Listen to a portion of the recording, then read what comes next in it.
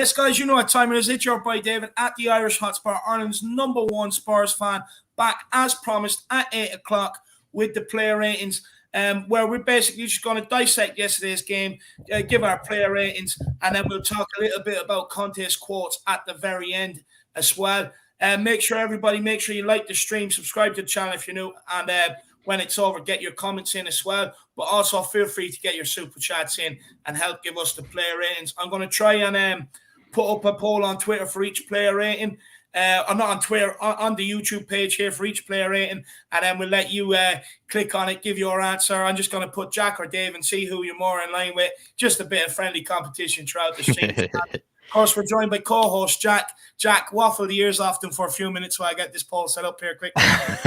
I would just say, listen, Harris Army, just don't hold back. Just give us your honest opinion on each of the players. Probably I would say the Harris Army can be a bit more honest, not as kind as I probably can be sometimes, as much as I obviously want to maybe give my honest rating. Sometimes I can be honest, Dave. I can be a bit too nice to certain players. I kind of almost defend certain players like Ledley King does, almost a prime Ledley King. I defend them so much. So I would just say, Harris Army, don't hold back. Give us your true, honest player rating for each one. We'll be comparing Dave and I's. They're quite close to each other, but I do kind of tend to be a bit nicer. Do let us know in the comments down below, please. Looking forward to this one. Hopefully you guys like this idea of doing kind of the player ratings and kind of this live format so we can all kind of engage with each other, but very much looking forward to the show, Dave, and looking forward to see what the Harris Army has to say on each player's performance. And no, look, it's something that we were doing a bit earlier on in the channel, a bit earlier on in the season. With the sheer volume of streams coming in, it was just hard to keep up. But look, I'm back with renewed energy after break, after Christmas, and I'm going to be back bigger than ever, and we will be doing them after every single game this season, all the way through to the end, and hopefully it's another way of getting you guys involved in the chat. I'll put up my the player name, or in the poll, I'll put up the player name, my rating, Jack's rating, and then you let us know, and then we will give you the verdict, and then we'll move on to the next one after that. But also, while we're doing it, give your thoughts in the chat. As always, guys, we always love to hear from you. And speaking of loving to hear from you, let's see exactly who we have in the building with us right now. We have Killian Kenny. He says, big up, David Harris. I'm pumped up for the Spurs show. How are you keeping, Jack Kanicki? Hopefully you are pumped up, Killian. Big yourself up, my man. And hopefully you can join in with us. And Jack, how are you? Keeping well, Killian. Hopefully everything's all good on your side. I know you celebrated a birthday. It feels like maybe a week ago, if I'm not mistaken. Hopefully you enjoyed it. Hopefully you'll be able to finally see that Spurs game, because I know he's, had a few different plans to be able to make the trip over, but it's all been kind of canceled, I think, to various reasons. But Killian, hopefully you're keeping well, my man. Good to see you. Nah, big up, Killian. Big yourself up, my man. Guys, I have put up in the first player rating up there, so just get your vote on it. It's the Hugo Lloris one in the poll. Mark Swift says, hit that like and sub. Big up, Mark Swift. Really appreciate it. The regular says, big up everyone in the chat and panel. Still disappointed, but come on, you Spurs. No, look, a bit more therapy on the game last night. I know a lot of people are angry. Let's get it over and done with in this stream. Done and dusted. Let's move on to the next game. No point in dwelling on it too much. What is done is done, to be honest with you. I mean, we're all hurt. So, look, hopefully after this one, we can just move on. Leon is in the building. Evening, lads, and big up yourselves. Big yourself up, Leon. Chris is in the building. Big up, everyone. I'm surprised any of these players deserve ratings, to be honest with you. No, that's a fair point, Chris. That is a fair point. Chris is also celebrating 8 months, Dave, as well, and he's saying still absolutely frustrated with this team. Why is it whenever a match means so much to the supporters, they put in a goddamn awful performance like that one? I just think that's so spot on. It seems like any single time the fans build themselves up, any single time the fans, make it very clear that this match does mean a lot to them, just feels like the players are just right in turn ready to let us down as well. I mean, seriously, they're allowed to lose, but to lose in that sort of fashion, Chris, I completely agree with you. It's pretty despicable. It hurts. It just hurts. I mean, every time we get built up, we're like, finally, it's going to be this time. This time we'll do it. Surely with all the hurt in the past, it's going to happen at some stage. And every single time, we just get let down. Now, the thing is, Jack, and in response to Chris's comment as well, I mean, I can take being bet. I'll be honest, I'm a bit of a sore loser. I don't like losing. I don't think anyone should get into a habit of enjoying losing, to be honest with you. I mean, at the end of the day, there's winners in life and losers in life. It applies to football as well. I don't like losing. I am a sore loser, but I can take losing knowing we've given it a shot. you know what I mean, giving it a real go. We've tried to match them physically. We've tried to play a bit of football, but I mean, we didn't try anything. And that's what hurts the most about it. But big up, Chris. Para Miguel Escobardo's in the building as well. He says, good evening, fam. Big up, Para. I hope you're keeping well. Who else have we got? We've got Stephen Calcutt. And Ndombele could cost our football club £120 million. Do you know what? I've actually went back and rewatched the games. And out of our 3 best chances in the second half, he was actually heavily involved in 2 of them. He won the free kick that Harry Kane got off that Kepa saved. And he also played a bit of a 1-2 and had a shot himself. And then the third one was an Emerson cross to Lucas. But at the end of the day, did he really change the game? No, I mean, he got us forward a bit more. The change of formation probably helped with that. But again, you know, people keep asking for these players to keep coming on. Did he really affect the game? Not really. You know, and this is my problem. And look, he's going to cost us much more than that, Stephen. I mean, whether we like to accept it or not, there's going to be young kids in that academy who aspire and look up to Ndombele and want to be the next Ndombele. And, you know, he's going to cost, he could cost us a lot more than £120 million. I mean, he doesn't exactly set a good example. You know, it just kind of sets the example that Tottenham can be a club you can come to, take the piss, be unfit, collect your wages. They're going to do nothing about it. So it just doesn't set out a good precedent having this guy at the club, in my opinion. Stephen, who else have we got? Tennis Flies. Nice intro, mate. What's up? Big up, my man. Really appreciate it. Really appreciate it, my man. Big yourself up. Who else have we got? We've got Aidan Doherty. Hi, David. Was wondering if you've seen my DM on Instagram and wondered what you thought about it. I did, my man. I seen the first couple you sent me last night. I haven't seen any more today, man. I've been absolutely flat out today, just trying to get everything in place to take this to the next level, elevate the channel to the next level. But I will get back to you. As everybody knows, whatever I put up on YouTube, Twitter, Instagram, you know, your comments in underneath the videos, I will get back to you 100%. So just bear with me. After this, I'll have my carbonara and I'll respond to you while I'm having that, my man. Big up, Aidan. Big yourself up, my man. Who else have we got? Should move on. Spurs in the building. Shit performance. If we don't get players in, Conte will walk. Well, we'll get on to contest comments after the game a little bit later on, Shamu. Definitely not good vibes there anyway. CCH says, good evening, lads. Good evening, my man. I hope you're keeping well. Old Soul is in the building. Big up, lads and ladies. Come on, you Harris Army. Come on, you Spurs. Big up, Old Soul. I hope you're keeping well, brother. John Stokes, evening, Dave and Jack. Hashtag come on, you Spurs. Evening, John, my man. I hope you're keeping well. We also have Matthew Parasin joining us. Big up, guys. Big yourself up, Matthew. Big yourself up, brother. Who else have we got? Anyone? Am I missing anyone? We've got Colin Turner in with us as well. He's giving Lloris a 7. Golden Cock is here. He says, tie not over. They never put the ball in our net. We had to do it for them. We can get 2-0 at home and Hugo to save us in a shootout. Come on, you Spurs. Do you know what, Golden Cock? I absolutely love the enthusiasm, my man. And I love the spirit. I'll be honest. This is the first time you're going to hear me say this. I think it's done and dusted. I think it's over. We didn't lay a glove on them, and I know they didn't exactly put the ball in the net. But with how much they pressured us, it was inevitable that we were going to make our own mistakes because of how much pressure they actually applied on us. I mean, it's like anything. You see a lift, they say maximum, 16 people.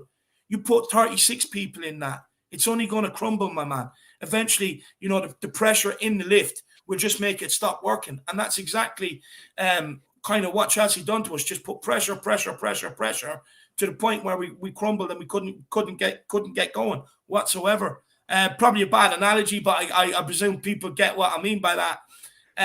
But I am a bit deflated after it, Golden Cock. I am, my man. Mr. K is in the house. Big up, Mr. K. I hope you're keeping well, my man.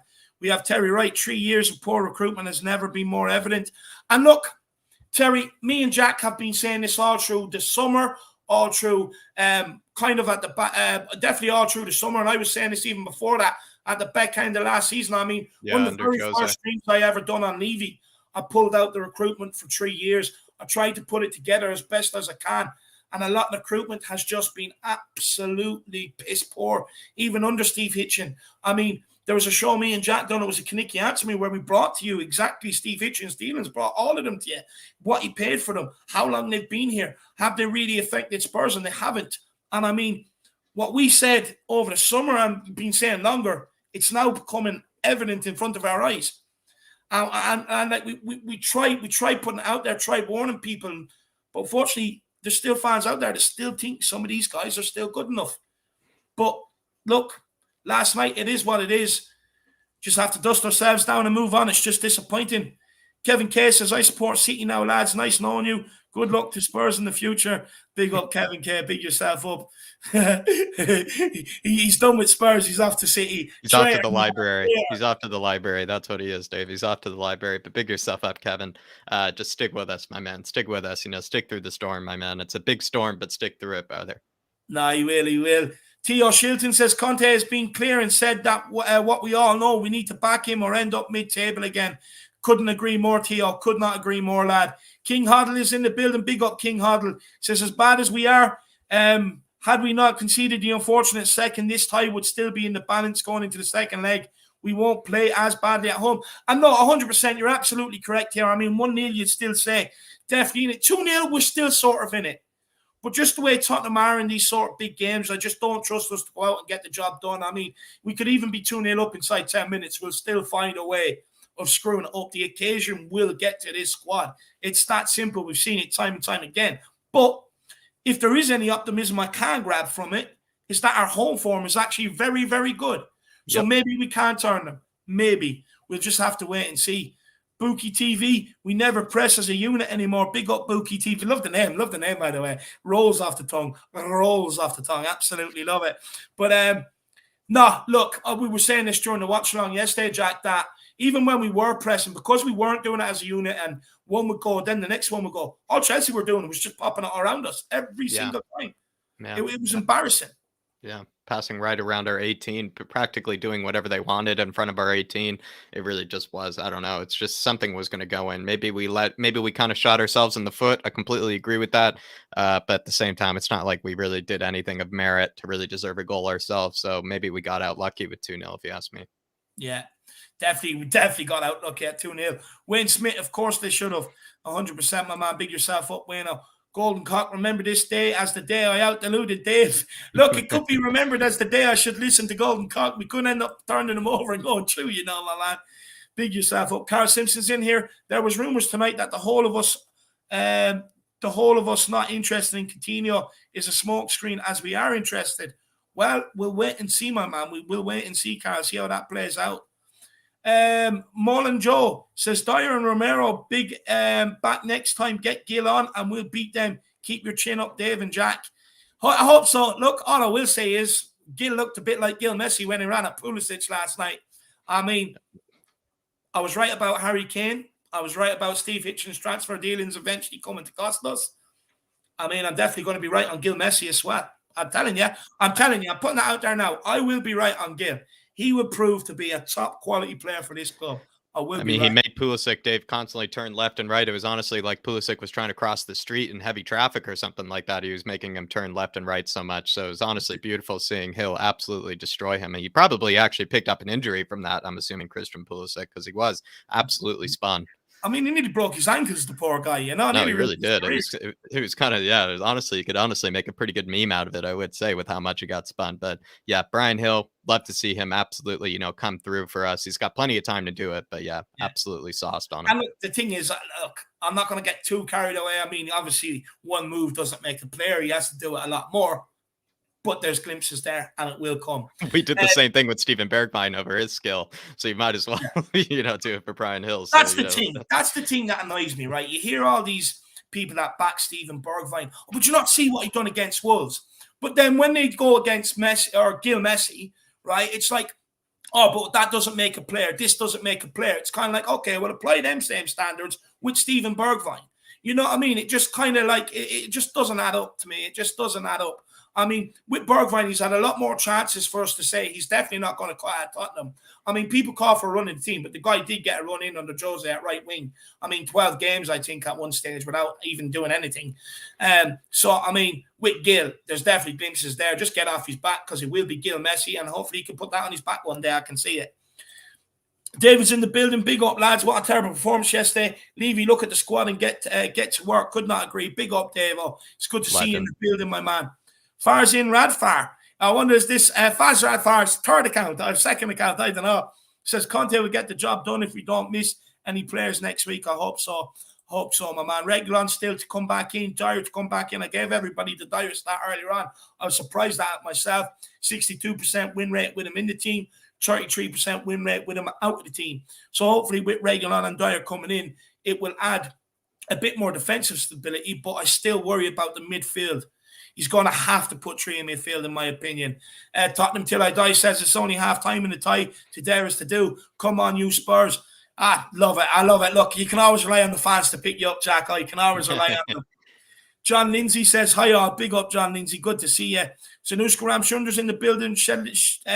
Definitely should have done better, but not the end of the Carabao Cup road. And guys, do check out our post-match reaction on the channel. It's up. Absolutely brilliant words. Big up, Zanuska. Beakwood, a.k.a. Adrigalis, says, I don't see why you would want Coutinho. It's like having a cell so that plays more often. I mean, the thing is, he's Premier League proven. He's proved he can play in the Premier League. Since he's left the Premier League is where the problems come from. But he's proved that he can play in the Premier League. I mean, we're talking about a player that has won things as well, a player that we know is given quality. You know there is quality there. With Lo Celso, I mean, we're still waiting to decide whether he's going to be a good player or not. That's the problem. Yeah. You know, with Coutinho, he's already a proven player, and that's why I would take him over Lo Celso. What realistically has Lo Celso done for Tottenham, bar a 1 month stint under Jose Mourinho? I think that's well said. And at least with Coutinho, we know we've seen spells of him being an unbelievable player for a consistent period of time, where you can't really exactly say that with Lo Celso. Completely agree, Dave. Just want to quickly shout out, though, I mean, Oliver Freeman, Chris, Zanuskas, Mr. Spurs, all of their fan cam reactions, everybody. I mean, you absolutely should check them out. Oliver Freeman spoke absolute facts. Really loved his. Zanuska had a great tactical analysis with hers. I thought she actually brought up some great suggestions about what we could do differently next time.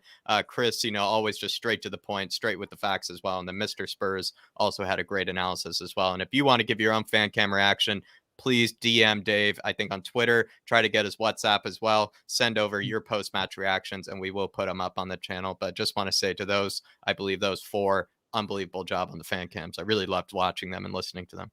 Basically, the way to do it is just get in contact with me through email, social media. I will give you my number, send it to me on WhatsApp, and then it will go straight up onto the channel. It's as easy as that. All you got to do is just record yourself with your thoughts. I mean, so many other people are brave enough to do it, and all we want to do is just give more people voices where we can. That's all we want to do. And, just don't be shy. Get your thoughts out there. People want to hear opinions, and that's what it's all about. Nathan Smith, we can for sure snatch a result at home as long as Dyer's back and we build some momentum. I could see a 2-2 draw on aggregate and a memorable penalty shootout. Nathan, I would take that right now. Simon Stevens says, hoping the lads turn up next week and at least try to win. I feel like a Tory in Parliament watching the performance last night. It was fast asleep by half time. I could not agree more, my man. Just make sure we're not missing anyone. Alexander Hilton's in the building as well. Derek Hutchinson is in here. Big up, Derek. Daniel Anderson, Weatherall, evening, my man, evening. Tyler Mills is here, evening, guys. Still hurt from yesterday, but it felt inevitable. Yeah. Look, it's a tough place to go to, but I mean, it's just a performance that hurts, isn't it, Tyler? Catman Jess says, big up, David and Jack. Big up, Catman. I hope you're keeping well. Adzi166 says, big up to Lo Celso. Isan Khan is in the house. He says, Coutinho is too old and has excessive wage demands. Yeah, that's one way of looking at it. But, I mean, we have to get improving players that we know of quality. We can't afford to take a risk on a Svanberg or someone like that. That is a risk right now. Right now, we need players that come in and help the situation from the off. And I would feel more stable getting in Coutinho and Emerson back at the club, say, for instance, rather than a Svanberg. But I do get what you're saying, though, Isan. But in the summer is when you can look at replacing these guys. I only want them in on the loan till the end of the season. That's all. I don't want to buy him by no means. Just a loan to the end of the season would suit me. Matt Lovin says Conte will give Gil more time after the Chelsea game. I hope so. He's looking good. Trust me. He's going to be a good player. And we'll take this one. Jamie says, David, can I ask you a genuine question? Why do you get so angry at your club? Tottenham hasn't been a top team in the past 30 years. A Champions League final is the best you've done. And no salt, genuinely. No, look, I get it. Do you know what it is, my man? I'll be open and honest with you. I'm a bit of a loser. I have no other passion but Tottenham Hotspur. That's it. I play FIFA outside of doing YouTube as a bit of a hobby, and I only play with Tottenham Hotspur. Career mode, I would just stick with Tottenham Hotspur and never try anything else. I mean, as you can see, I've got the Spurs flag. I've got numerous jerseys. I'm just diehard Spurs. I don't like anything else in life. Nothing else gives me, like, brings out passion or anything else. Like, bar my missus, maybe I should say that just in case I get in trouble. But apart from that, you know what I mean? Tottenham Hotspur is the only love of my life. And, you know, I've told my missus this. I love Tottenham more than I love her. It's just the way it is. Tottenham were in my life before she came, and they'll be there, you know, after. Providing I don't die before her, of course. But, you know, that is just the situation. And just because, look, we got to a level under Pochettino that we never thought we could get to, but we haven't built on it. And this is my main issue. You haven't even been near close to providing the players that we should be seeing at this new stadium. And it's all the lies from the chairman over the years as well that has really got to me. It's all the excuses every window about not having the money to sign this player, sign that player. But then you sign 6 players who come no good. Whether if you would just spend that money on that one signing, it's an improvement rather than bringing in 6 crap players. And I suppose that's where the frustration comes from. I mean, we got to a Champions League final. There's no, like, the only better thing than that is fucking winning the thing. You know what I mean? Apart from that, your stock is high. Get the players in, new stadium. Let's kick on from there. It's just frustrating the way we haven't. I mean, we've brought in managers since and haven't really backed them properly either. And like I said, I just want Tottenham to be successful. I want us to win trophies year in, year out. I want them to do what City are doing. I want them to do what United have done over the years, what Liverpool have done over the years. That's what I want Tottenham to be. I want them to win trophies. And back in the day, 60s, 70s, before my time, I know, even 80s, we won trophies. We picked up a couple of trophies every single decade. And that is gone now. And I want it back. I mean, what I'm celebrating right now is my Audi Cup from fucking 3 seasons ago. It's ridiculous. It's pre-season competition. Couldn't even celebrate this pre-season's one because we had to share with MK Dons. And that's where the frustration comes from, Jamie. I hope you understand, my man. Hope you understand. But look, I think we will get into it. Yeah, let's get into it, Dave. And like I said before, everybody, please give your honest thoughts on these player ratings. Please give your player ratings down below. Dave will also try his best as well, hopefully to be able to put up, a bit of polls on each of them. But let's break down, Hugo Lloris. I mean, I think at one point, Dave, he did absolutely save us from conceding another goal. He had that one-on-one where he tried to get chipped and, didn't really fall for it. He seemed to, come out of his box at times. I just think, another kind of strong performance from Hugo. Couldn't really do much about the goals that were conceded. I don't know, Dave. For me, I just give him a 7 just because I feel like at one stage he did kind of stay switched on. He did actually, keep us from conceding a third. And so I feel like that does warrant maybe an extra point for me. And so I gave him a 7. You've given him a 6. I think we can both agree that, Hugo by far not really the worst player out there by any means. No, 100%, my man. Look, with Hugo Lloris, there's not really much he could have done on either goals, to be honest with you. In fact, in the first goal, he actually done well to kind of close down the angle. If Davies and Sanchez could have sorted out his feet quick enough, he probably could have prevented that instead of just letting it come off his foot into the net. He probably could have tried to kick it away if he could sort out his feet quick enough. But apart from that, look, Hugo Lloris, there's nothing he could really do. The second own goal, nowhere near his fault. But apart from that, Jackie commanded his 6-yard area and that came into it. But on a whole, the reason why I didn't go with a 7 is just purely because, I mean, look, I'll be honest with you, I was angry last night. I mean, put these ratings together last night, and that's probably why I gave him a 6. But Hugo didn't, on hindsight, and I have watched the game back just to put myself through more misery and more pain. I did watch it back, and in hindsight, look, Hugo didn't really do much wrong. So I probably would up it to a 7, but last night he got a 6 because I was angry. But Jack, you win this one. 65% of the people have voted a 7 and only 34% of the people have voted 6. So you take this one, and there's not much more we can say on Hugo Lloris. No, not really. That's that's as much of his involvements were. But look, I'll get the next poll going. All right, I'll get the next one. I'll get it started on my thoughts on it.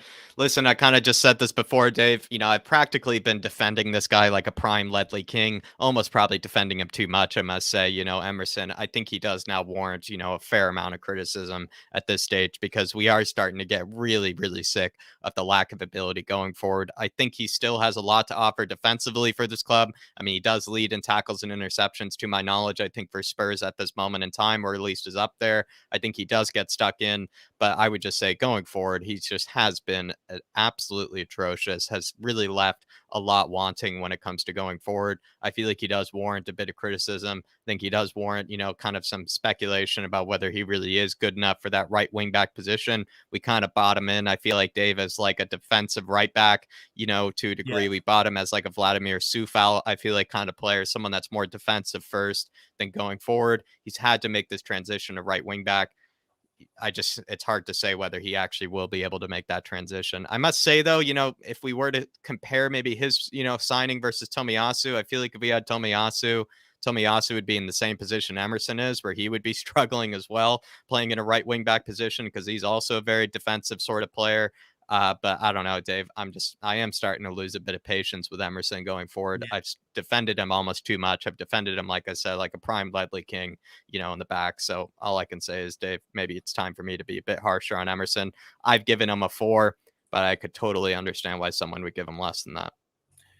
Do you know what? I'm going to have a small bit of a defense here for Emerson. Look, I want to start by saying last night he was absolutely god awful.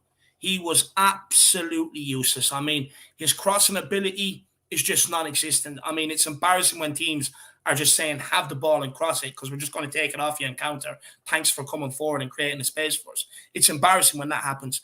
But even the first goal, Jack, like that pass by Tanganga, crap pass. But Emerson was flat-footed. Yes. He wasn't on his toes. He wasn't ready to receive the ball. And even after that, like after the first goal, look, I'll get onto the Tanganga in a minute, and he could have recovered better. He didn't. But Emerson didn't even bother trying to track back and try and get in there and dislodge it, or even try and make up for his part of the mistake. Very, very poor. As well, at one stage in the first half, I mean, I think he went to pass it out to Lucas Moura. Lucas Moura was up here, and he passed it sideways straight to Chelsea. I'm sitting there pulling my hair out. Defensively, he was absolutely god-awful yesterday. He wasn't near one of his players once. Even when he got upfield, he was very slow getting back. In fact, he didn't even want to defend yesterday. I watched the game. He was nowhere near them down that side. And it was getting to the point every single time. All they started doing was just cutting inside him. And he allowed them to do it. When he was back there, he just allowed them to cut inside, create the angles for crosses, create the ball back into the middle for the overloads, for the shots. I mean, he was just absolutely terrible. But here's where I want to be in a bit of defense of Lucas. And I know people are saying, oh, well, you can't defend Lucas. Look, with Kyle Walker, probably one of our greatest ever if not the greatest right back we've ever had at Tottenham.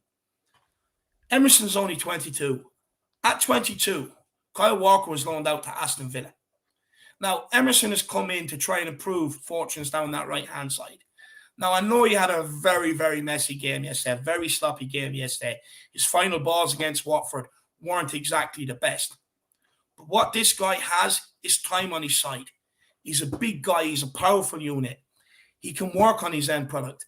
I mean, ideally, the situation would have been that if him coming to Tottenham, he would have time to adapt to the Premier League, have time to work on his final ball, and have time for a manager to work with him and then ease him into Tottenham. But because of how bad transfers have been over the years, he's had to come in and come straight in. Now, don't get me wrong, he can do better. But with this guy, I'd say give him time. Don't go too crazy on him. Just give him time. I mean, at the end of the day, I do think he will be a good servant for Tottenham. I do see all the attributes there to make a very good right back. What he needs to do now is start, obviously, work on his crossing, but start working on his mentality a little bit as well. What does he want from his football career? And hopefully him palling around with Lucas might aid that. You get hard work out of him every single day, and he will improve. But just give the guy a bit of time.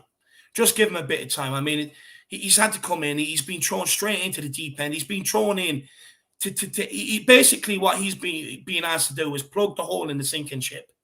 That's what he's been brought in to do. I mean, when you don't have the rest of the defenders around him either at times to help improve him, what more do we expect from this guy? Just give him time. The very best is yet to come. I do get the criticism. I totally understand it. But like I said, Kyle Walker was loaned out to Aston Villa at 22 to go and get the experience, get the game time. This guy's been brought in a very difficult period in Tottenham. You put the rest of the pieces around him as well, like what Harry Kane needs, like what Son needs, like what Hugo Lloris needs. You know, he will look solid, in my opinion. Now, I could be completely wrong, but just I would give him time rather than write him off straight away. If we were picking, just for debate's sake, Dave, let's say same system, right wing back sort of system. If we were choosing between Serge Aurier and Emerson, who do you think might be better suited? Between Aurier and Emerson? Yeah, for this right wing back position. Emerson all day long. Look, Aurier was an absolute brain dead donkey clown. I mean, the amount of games that guy cost us was unbelievable. Two that come straight to mind. Man City Carabao Cup final. You just don't give away a free kick there. You just don't do it. What does he do? Give away a stupid free kick in a dangerous position. Leicester. There was a game against Leicester where he had an absolute shocking game and then ended up seeing a red card as well. I mean, and the list goes on and on and on and on with Aurier. For me, he was absolutely useless. With Tanganga, he has limited some of the mistakes from that side. Now, obviously, yes, there needs to be more improvement, but that will come. That would come. I would just err on the side of caution and just give him a little bit more time. I really agree with that, Dave, to be honest. But, that's becoming the big debate, I think, nowadays is, maybe which one would you rather have at this moment in time? But so far... One second, I'll just tell people the vote. So 52% went with 3 and 48% went with 4. So, close one. Yeah, so Jack, you won the Hugo Lloris one and I won that one. Yep. So we're moving on now to Tanganga. Again, guys, I'm putting the poll up there in the chat. Let us know what rating you would give this guy. So we've gone for Tanganga here. We both agree on it too. I mean, can it be lower than that? Potentially, but, I think we're already quite harsh here already, on this channel. We're already kind of, maybe realizing that Tanganga is limited. I just feel like this was a bit of a learning moment for us as fans. Like when you do kind of consider this, we've sometimes have said about Tanganga, he's not given enough opportunities. He needs to come into the team more. It's not exactly how I think it really works at a club at our level when you have to be taking advantage of the opportunities that you've been given. I think Tanganga multiple times has taken advantage of the opportunities he has been given. And then, but quite recently, I would say maybe like some other players, the moments where he does come on, he's actually been quite poor. I think there was also, what was it, Dave? Was it against Norwich or I forget who it was, but when he was playing right wing back at one stage as well, he was just getting absolutely toasted and absolutely burned. He didn't seem comfortable. We all know he's a great defender, but even recently, Dave, he hasn't been showing that he's a great defender. And this is kind of the problem is that's kind of, his basis. That's supposed to be his best attribute is his defending and his, desire to get stuck in, his desire to be that aggressive defender. Just feel like recently we haven't seen it. Of course, he was basically responsible for both errors, basically responsible for both goals going in. You could go lower than, a 2, but, I think we are just going to be a bit more realistic, a bit level-headed, and just stick with a 2. Probably the worst player on the field, unfortunately, that match.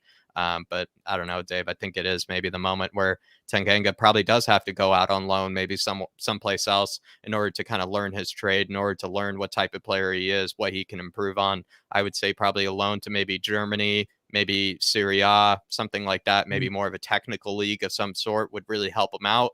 But yeah, Dave, I don't know. I think this was a bad day for Tanganga.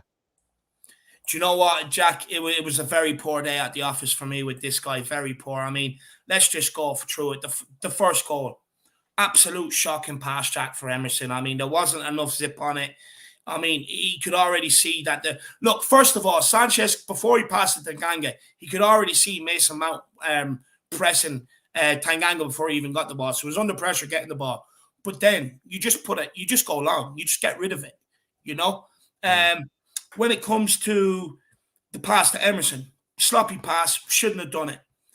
But then after that, the ball that was played in for Havertz in behind Tanganga, again, he could have sorted out his feet quicker and got in a better position to stop that pass from being put in behind him, but he didn't. So his recovery was very, very poor as well.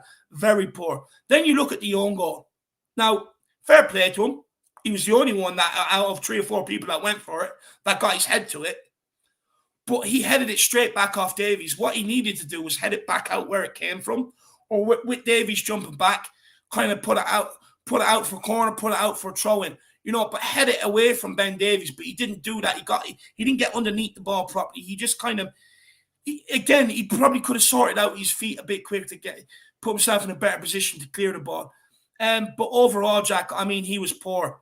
He was poor. They opened us up time and time again down that side, along with Sanchez over the middle as well. There was just so much space between him and Sanchez all night long. A lot of Tanganga's passing was poor as well. It was very, very, very poor. I was not happy. I was not happy with him whatsoever. But again, look, this is a young kid now. He has had chances. I mean, he came in on his debut against Liverpool. Fantastic. I mean, he pocketed Sadio Mane. He played against Man City at the start of the season. He had Jack Grealish and Sterling in his pocket. But then he's declined since then. He got sent off against Palace. I mean, you could see it was coming. His temper was already flaring. Now, I like that bit of bite, and I like that in a player, that bit of nastiness, willing to stand up for things. But challenge it in the right way. Challenge it into your tackles. Make sure you're getting your tackles spot on. Now, look, the guy is 22. He's 22. That's the age he's at now. He's teetering between young and is he good enough for Premier League level? Yeah. You would say another year and a half. Joe Rodon's age 24. You'd be able to call it, is he going to be good enough? Is he not? But again, he's a Tottenham lad. I don't really want to grate on him too much. But Premier League's unforgiving, man. When you come through an academy at a top club, you get 1, 2, 3, maybe 4 chances to impress. If you do not take them, you're out the door. It's that simple. You're gone. You're deemed not good enough. And at some stage, when he gets these chances, he's going to have to step up and take them. Because otherwise he's going to... But what I would do, Jack, is like you said, if we could get in another body this January transfer window and a centre-back and he was world-class, I would get Tanganga out on loan for 6 months. That's what I would do and reassess the situation in the summer. But Jaffet needs to be doing better. He has to be doing 10 times better. At the end of the day, he was at fault for both goals yesterday. Both goals. And it has to be better. He cost us that game. Not just him. Look, it's not fair just to say him. It was a team as a whole. I mean, we win together, we lose together. But he was just absolutely shocking. And it wasn't like he was put up against Romelu Lukaku either. He had the easier of the players to be defending against. And he just got outrun, outmaneuvered every single time. Yeah. And if you don't start the game with the right mentality, what happens yesterday is what happens. Would you rather, if maybe just to finish it off with Tanganga, Dave, would you rather loan him maybe to a foreign league, maybe, learn his trade a bit elsewhere, get a bit of confidence elsewhere? Or would you rather loan him potentially to another Premier League side that's maybe at the bottom of the table, really fighting for, survival? Look, if one of them sides came in, and Norwich or something like that came in and wanted to take him on loan and they could guarantee he'd play week in, week out, I would do that. I would send him to them. If not, I would send him to the Championship. Let him toughen up. Because down there's no VAR. Referees miss a lot. It's a lot more physical. There's a lot of the nitty-gritty, some of the dark arts that go on down there. Put him out there and do the guy a world of good. But right now, what's not doing him good is being dipped in and out of the team. Yeah. Obviously, he's been dipped in and out of the team because of his own performances in training and what have you not. When he's been given the chances, he's kind of failed to kind of take them. But, what he does have again is time on his side. He's the same age as Emerson. If people are going to say lay off Tanganga, he's a young lad, but then you have to say that about Emerson, don't you? Same age. Yeah, completely agree. I completely agree, Dave. You have to be accountable for that. And Moondog here saying, I'm fuming with no effort from any player. Absolute shite. No. That's just Moondog. I think that's the whole moral of this. A lot of people have kind of said, we're still in this, we can't get too down on the players for it. And it's like, to be honest, if I actually saw 30% more effort, because I think we're starting from base 0, no effort at all. If I had saw 30% effort out there, if I had seen maybe some players actually fight and actually show some sort of pride for the fans that made their way out there, for the fans that know how much this competition should mean to us, I think I wouldn't really be berating on the players that much. I think I'm actually, at the end of the day, Dave, the scoreline considering, I'm not too disappointed by the actual scoreline. It's just more disappointing about what actual game we were watching in front of our eyes, what sort of way that the players were just being moved about, the way that they just didn't really seem to care, the way that they just seemed to just bend over from the moment that the whistle was blown. It just seems, Dave, that it just, if it was a very different mentality, a very different sort of effort, I think if it still ended up 2-0, I don't think we'd be having this sort of reaction that we are now. Look, I don't think any fan was turning up to Stamford Bridge expecting to match them on a football in 11. We just don't have that caliber of players right throughout the team. We have a couple of individuals, that's it. But we don't have that caliber right throughout the team like they do. But Jack, there's different ways of winning football. Think back to the Battle of the Bridge under Pochettino. We were 2-0 up. They ended up creating a big, massive scuffle, took us completely off our game, and took us into a dogfight, into a battle, and made us lose our concentration. And they drew the game 2-2 and stopped us winning the league that year. Now, why couldn't we rock up to Stamford Bridge and take that mentality and use that? Why couldn't we do that? There's other ways of winning a game. If you cannot match them on a footballing level, you can match them physically. You can just constantly wind them up. You know, there's other things you can do to take them off their game, but we failed to do any of it. All we done was done what we done under Jose Mourinho. Drop deeper and deeper and deeper and deeper and deeper to the point where at times we were just sitting on top of Hugo Lloris. We didn't show any effort, any desire, and we didn't even try and change the course of the game in terms of our mentality. I mean, at one stage, Ndombele got the ball ballooned off the back of his head after receiving a nasty challenge. And what happened? Nothing. All of our players turned and just walked away waiting for the free kick to be taken. That whole scuffle started at Stamford Bridge because I think it was Eric Lamela stood on one of their players' hands or something like that. And the whole scuffle started. And Chelsea showed that fight and they showed that they have togetherness. They took Tottenham completely off the game. And we failed to do that. We failed to do that. And we could have done that yesterday, but we didn't. And once I seen them balloon the ball off Ndombele's head after that nasty challenge, and no one wanted to fight or anything like that, I knew we were never going to score in that game because we had no belief. We weren't even together going out there. So if you're not together, you can't expect to score goals or even try and win the game.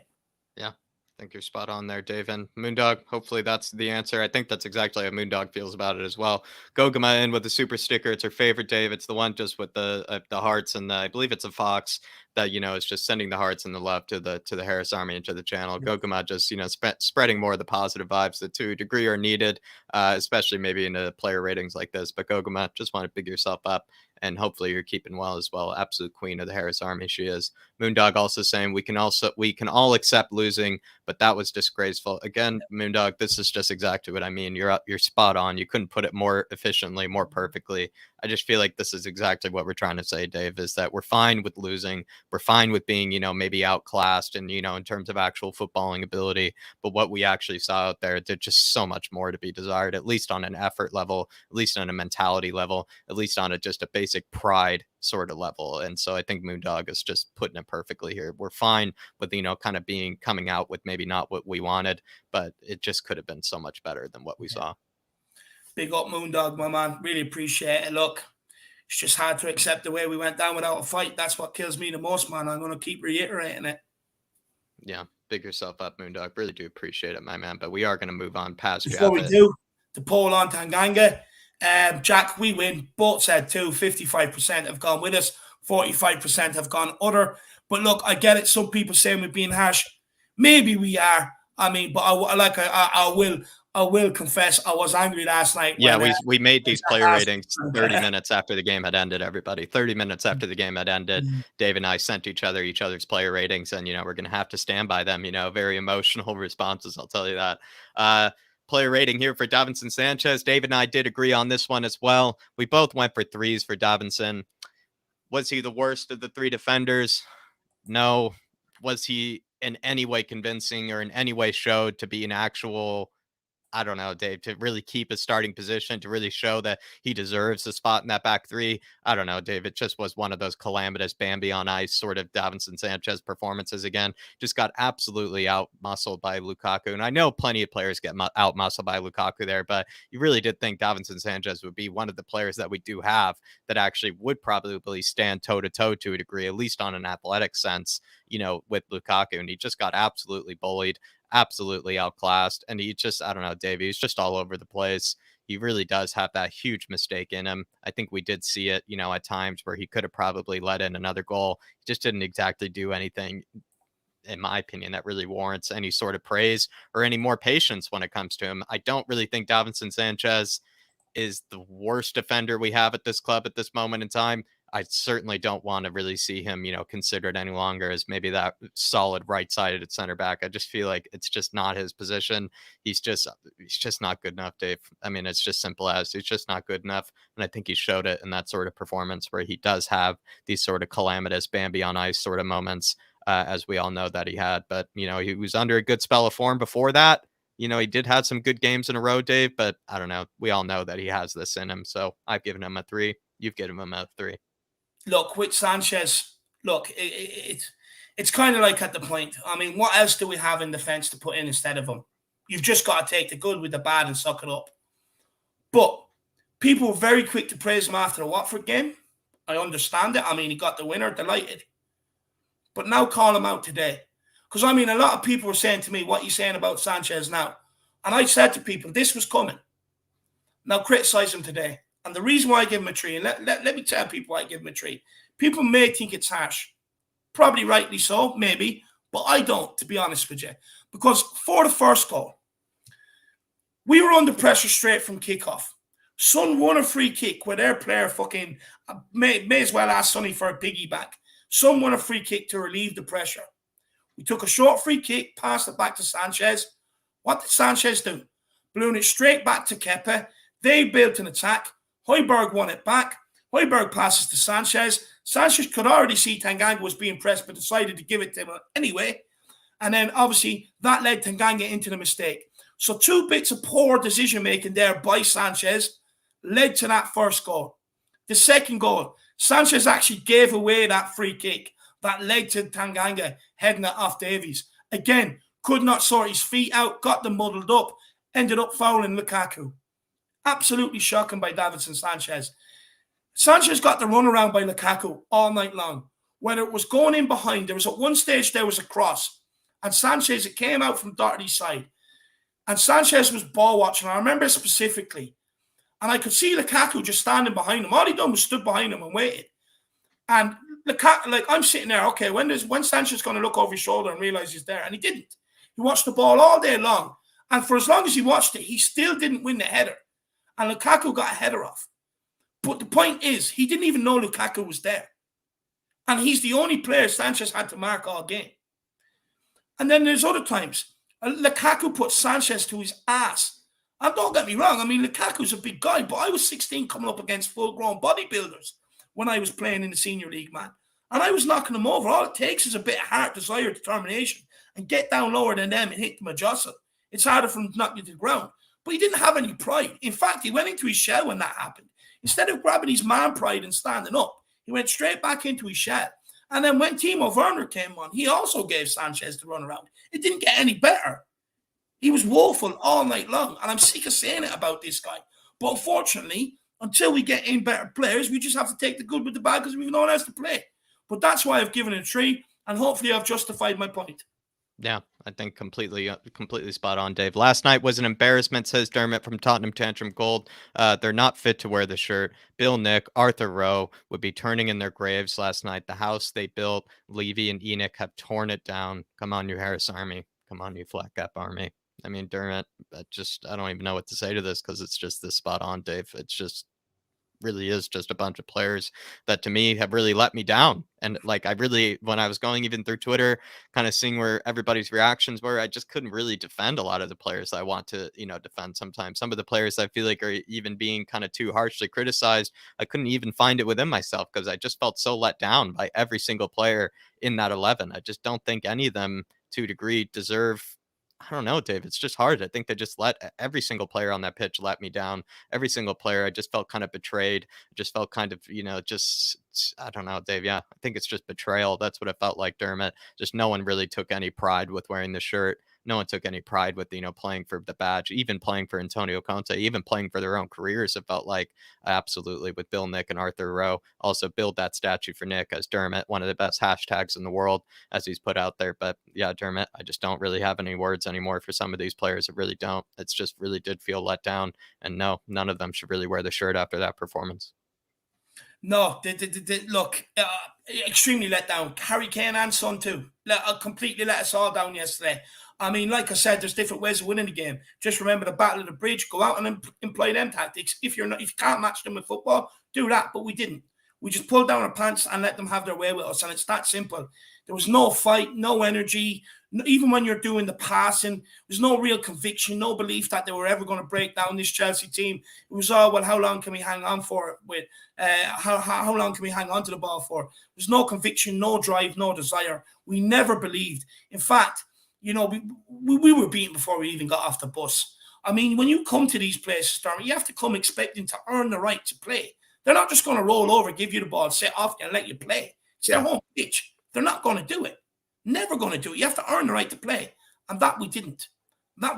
And look, Dermot, hopefully, Daniel Levy will open the wallet, my man. Hopefully he'll open the wallet. I do want to say to Paranormal Yido in the chat, look, my man, I like you. You're a nice guy. But last time you started putting in all these comments, I pulled you up on it and you came on and apologized because you had a few drinks. But don't be digging me out in the chat. I mean, man, we're trying to do a show here and pull up the comments as best as we can. Give us a break, man. Give us a break. We are trying our best out here. Please. Yeah, exactly.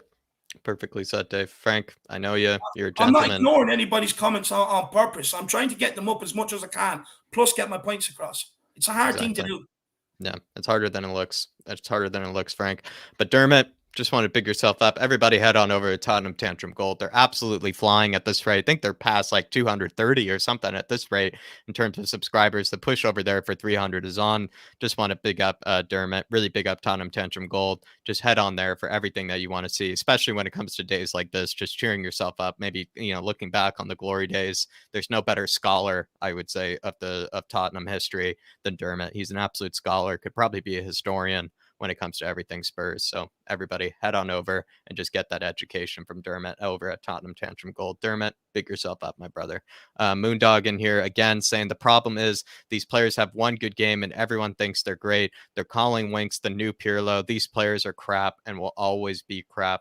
The sooner they're gone, the better. I mean, Dave, I think Moondog, he somehow he's drinking the truth serum, it feels like, because the guys just really just couldn't be more on target here. It just did feel that way where we started to kind of praise a lot of these players yet again. It did feel that way with Sanchez. We kind of were saying, oh, maybe we've been too hard on Sanchez. Maybe there is a player in there. We've been saying that when it comes to Ben Davies, maybe there's a player in there, Ben, Maldini, as people, we were kind of calling him. Even over here, I started to be convinced that Ben Davies has, become the real thing. I've started to become convinced that Sanchez was becoming the real thing. Started to become convinced that Harry Winks and other players are becoming the real thing. But I think we're sometimes forgetting that these players have been a part of some of the most embarrassing and atrocious performances in our club's history. And I will repeat, in our club's history, some of the most embarrassing performances that these players have been a part of.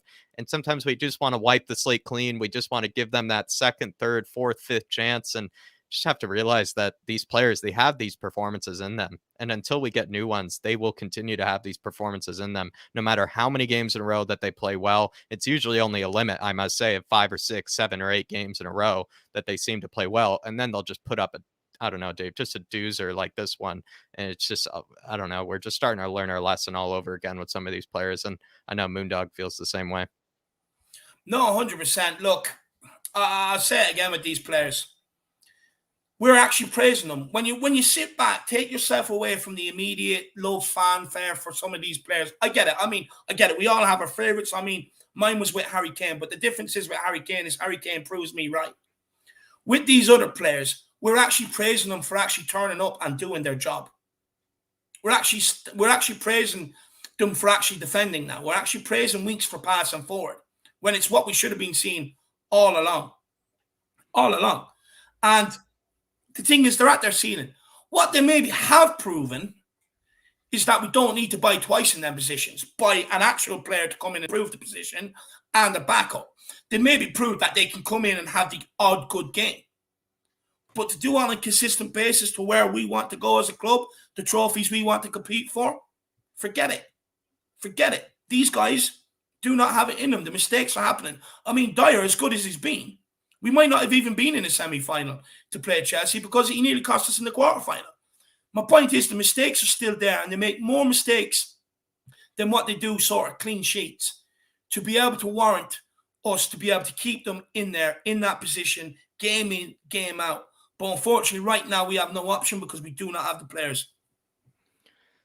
Spot on there, Dave. And Moondog, hopefully that's the answer that you needed. I know he feels the same way as we do about it. And I kind of love Moondog for this one because he just doesn't buy into the hype that some of these players seem to warrant after, having a few good performances. He basically is asking Dave Moondog, he's basically asking, I'm going to have to see a little more. I'm going to have to actually see what is consistency. And consistency is a half season, a full season, if not more, until you actually do have some credit in the bank. And I would say none of these players, despite how well they played in the last 10 games, none of these players really had any credit in the bank, and it's all been undone, it feels like, in that last performance. It really does for me, and I know Moondog feels the same way.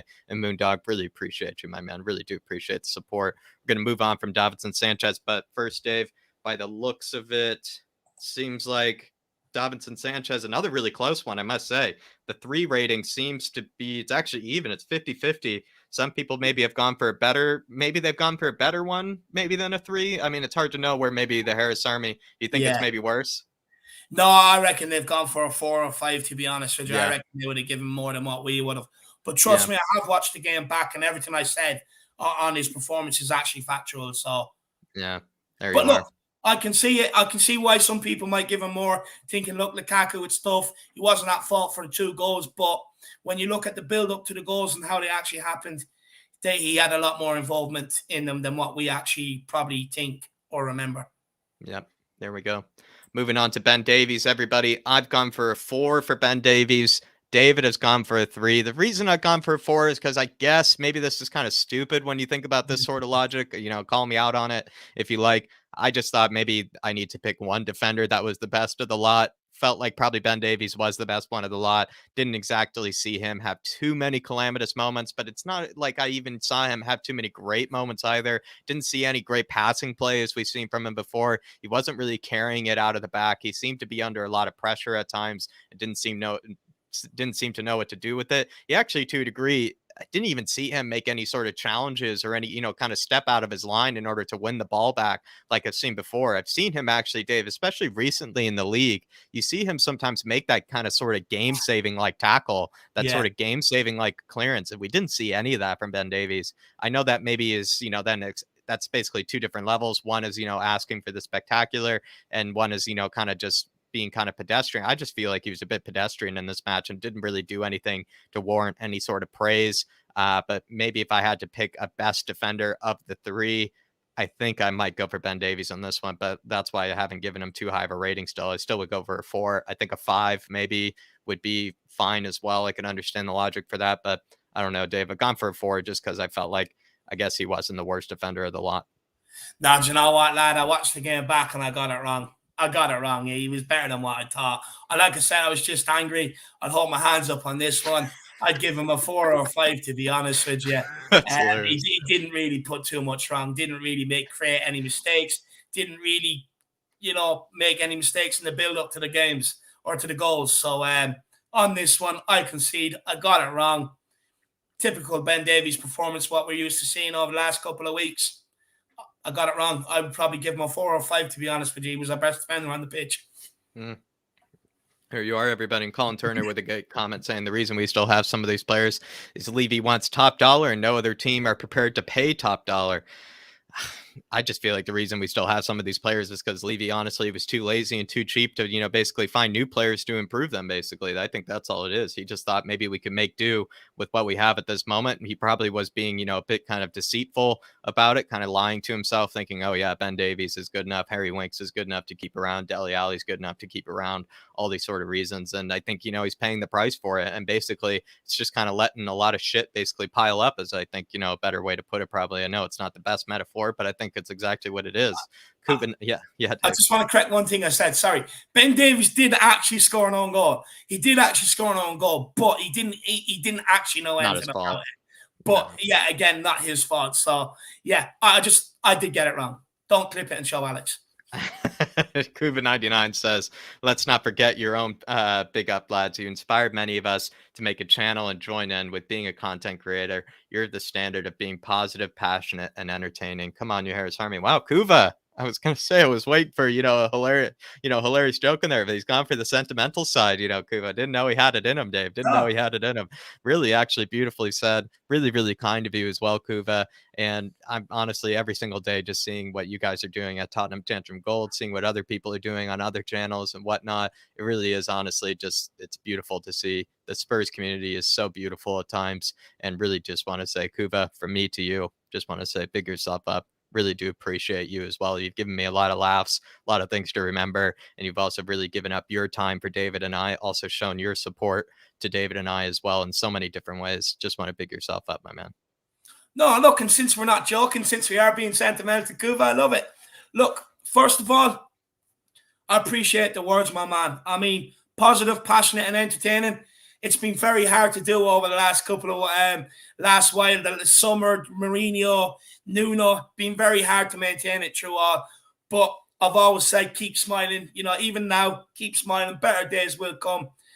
So I really appreciate them words, Kuva. I really do. I really do. As in terms of being a content creator, look, Kuva, I wouldn't say we inspired you. What I would say is you probably already had it in you. You just needed that push. And you've gone and done it. And I just want to say I'm so happy to see the likes of you, Phil Hollywood, as they now nickname him, Dermot. I'm happy to see ye kind of getting out there, doing your thing, but everything you've got today, which has been a very good rise, a very, very quick rise. It's because of your hard work. There's nothing that me and Jack have done personally, to help you. You need to take credit for your hard work. Getting Steve Perryman on tomorrow. Absolutely huge, and I really hope you enjoy it. And after the 3 years, and Ben Kaufman, how can I forget Benji boy? He's always on there as well. He does the coffee mornings. I hope the four of you really sit back, have a drink, kind of celebrate, and then move on to the next milestone. Because I'm a firm believer in celebrating and then moving on. Keep focused, moving on. You know what I mean? And I just want to say, look, as much as you said we've inspired you, but it's the likes of you, like you, Phil, Dermot, Ben Kaufman, and every single other person that tunes in, every subscriber, everyone that's super chat, puts their comments in, engages, watches, coming on the show. Like, how many years have actually given up your personal time to come on and help create the content with me and Jack? It's amazing. And I keep saying this. You guys are the lifeblood of the channels, just like fans are the lifeblood of the clubs. And that's the root of it at the end of the day. But big yourself up, Kuva. I really appreciate everything. Legend. And enjoy that show with Mr. Perryman tomorrow. It's going to be a corker. I will be tuning in. Everybody, head on over to Tottenham Tantrum Gold. No better place to be tomorrow. They're interviewing the great, the legend, the one that is the definition of actual graft, of actual hard work, of actually bleeding for the badge. Steve Perryman tomorrow. Head on over to Tottenham Tantrum Gold. There's no other channel you should, honestly, no other place you should rather be. Just save up your Friday. You're heading on over to Tottenham Tantrum Gold, everybody. But Kuva, as always, really do appreciate you, my man. Very, very kind words. Gotcha. Tottenham Tantrum Gold, Dermot yet again saying David and Jack are proper gentlemen there and always have been. There be the mothership for us. Appreciate all you do for us all, Harris Army. Thank you both. Thank you both. And come on, you Spurs. Really, just Dermot again, just being way too sentimental. Really do appreciate you. We love you. I don't know, Dermot. It's just, you're an absolute legend of the Harris Army, an absolute goat of the Harris Army. I don't know if Dave and I really do deserve this sort of praise. We were just trying to dig into the players. It's gotten a bit emotional. It's gotten a bit sentimental. But, at the end of the day, this is kind of helping, cheer David and I up a lot, I must say. So Dermot, just want to say, really big yourself up, my brother. And also, hopefully you're keeping well. And also, like I said, looking forward to seeing that Steve Perryman interview tomorrow, my man. Yeah, I definitely can't wait. And look, for someone like Dermot, and I hope he doesn't mind me saying this, I think most people know, but he's had his hard times in life. He's been going through an awful lot as well. He still is. And, to keep smiling the way he has through everything, it's truly amazing and truly inspiring as well. That is also inspiring. What he's been through, to keep smiling and everything else. What a guy this is. And I mean, I've great time for him. And I love Kuva as well. I love Dermot, Kuva, Phil, and Ben. I love them all. And just keep creating the good content that you're creating. Keep doing it, guys. Big yourselves up. Love Tottenham Tantrum Gold. Big up. It's basically, I would say, that's just moment you're done here. Just basically save your whole Friday for tomorrow night, everybody. Just save your whole Friday. Just cancel all the plans. Steve Perryman is the one that you'll be listening to tomorrow. Dermot, big yourself up. You deserve everything that's coming your way, my man. Aiden Forsyth saying, actually hate Chelsea. Gutted about the lack of fight shown by the team. Seems like we just hit a reset button. Exactly, Aiden. This is exactly it. It just feels like we just built up so much momentum, so much sort of kind of pride in our team, so much sort of pride in maybe the football that we were trying to create. And I just felt so let down by it. I just felt so kind of deflated. It did feel like I'm kind of back at ground zero again when it seems to kind of Spurs to a degree. And I don't know, Aiden, I feel the exact same way. It did feel like a huge reset button. If we had lost 2-0 and I'd actually seen some sort of effort, if I'd seen some sort of plan, if I had seen some sort of, actual kind of competition shown by the players, I don't think I'd be so beat up about it. I think I just realized, what, they have a better squad of players. They've, they've had more time to work on their system than we have. Would have accepted it, but it's just the manner in which we lost 2-0. It just, I don't know. It just felt like a huge reset button. Felt like we're back at ground zero. I completely agree, Aiden. No, look, Aiden, it's gotten. I mean, it's always Chelsea. I mean, especially when it comes to the League Cup. I mean, we faced them more times in the semi-final than any other team we faced in the semi-finals. I mean, we really should have enjoyed the one in 2008 just that bit more, knowing that the pain, they were going to beat us in a final since then and potentially lock us out of another one. Just the pain these guys causes me in cups, it really annoys me. There's been a few FA Cups there where they knocked us out as well. They stopped us from winning the league. I mean, I absolutely hate them. And the thing is, their fans don't even care about football. They care about having afternoon tea, getting their poodles going in for a perma shine and getting their nails done. They couldn't even care about the football club. Football club is just something social for them. And that's what annoys me more about it. But look, we will have our day. Trust me. Whether it's after I die or before I die, Tottenham will eventually have a sustained period where we will be the successful one and we will be the ones that everyone wants to emulate. It was close to doing it under Poch, but we will get there again one day and it will happen. And that's when we enjoy it. That's when we take the biggest shit on them all. Big up, Aiden. There you go. That's your bit of motivation after me agreeing with you. That's your bit of motivation. We'll build up that momentum again, my man. Jordan Stevens saying we'll probably beat Morecambe on Sunday, and then some of our brainwashed fans will start to think some of these Finnish players can get us top four. This is my thing, Jordan. I actually just really want to see. I don't care if we take the risk. I want to see Harvey White play. I want to see Alfie Devine play. I want to see Pascazzi play. I want to see Dane Scarlett play. I want to see Marcondi play. I just want to see, I don't know, I'm with Dark Sunday. I just want to see just new blood. I just want to see what maybe we can be hopeful for. I want to see what sort of players can actually come into the side and actually show what it means to really fight for the badge. And especially against a level like Morecambe. I mean, I don't know. It's just for me, I feel like it should be surpassable. All you need is a few extra, kind of senior players in there. Maybe I'm being a bit naive. Maybe I'm actually realizing that I could get embarrassed with that sort of lineup that I'm talking about. I just don't know. I just kind of am sick of looking at some of these players at this stage and age. So I feel like I'd like to see probably a lot of the under 23s be given a chance and see what they can show, especially the likes of Pascazzi. I'd want to see come in, especially the likes of maybe, Harvey White, who's been a player of the month as well before. Love to see some of those guys come in and see what they can do, to be honest. So Jordan Stevens, I completely agree with you. I feel like if we play the same senior team, we smack them 4 or 5-0 with the same team we played against Chelsea, we'll be back to kind of a lot of us to kind of the delusion of believing that these players are good enough. It's just not the case. Big yourself up, Jordan. No, big up, Jordan, and I hope you're keeping well, my man. I hope you're keeping well. Look, we probably will beat Morecambe, but there's always that in me now, especially with that Colchester one before, the Zagreb, the NS Mura. You just never know with these games. You can't even be comfortable going in playing Morecambe. But look, I probably am one of them brainwashed fans where I still have that. It's more hope than belief that we can get top 4, to be honest with you. I mean, look, it was only a couple. Look, in the league, teams haven't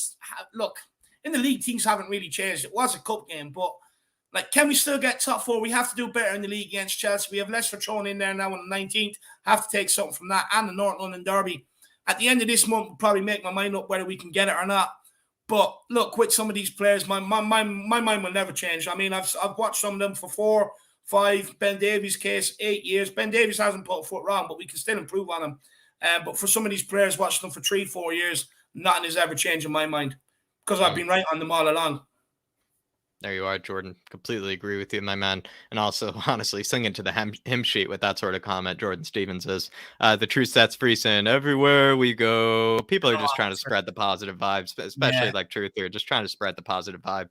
And Kuva99 saying, point taken, David. I forgot to add you're modest as well. I forgot to add your funny, Kuva. Forgot to add that. No, honestly, Kuva's brilliant. He always cracks me up. I love you, my man. Love you. Big up, Kuva. Big up, Truth Sets Free as well. Moondog saying Steve Perryman on Tottenham to enter gold tomorrow. A legend. I mean, listen, it's just a panel of legends, a panel of historians, a panel of scholars will be talking to him, Moondog. There's probably no better panel to be interviewing him, I must say, Moondog, as well. So I really am looking forward to that one. So just stay tuned for it. Hopefully you'll enjoy it, my man, especially because I know Moondog's a bit of a historian when it comes to Spurs as well. So I know he'll enjoy it. Kuv99 says he has the invoices in the post as well. Just a bit of credit.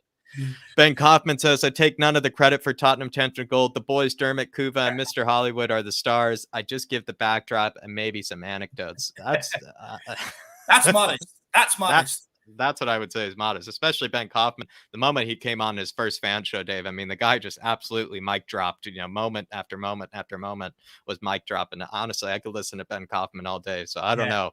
I don't know, Mr. Coffee. I don't know, my man. I really don't know. I think you're being a bit too modest here.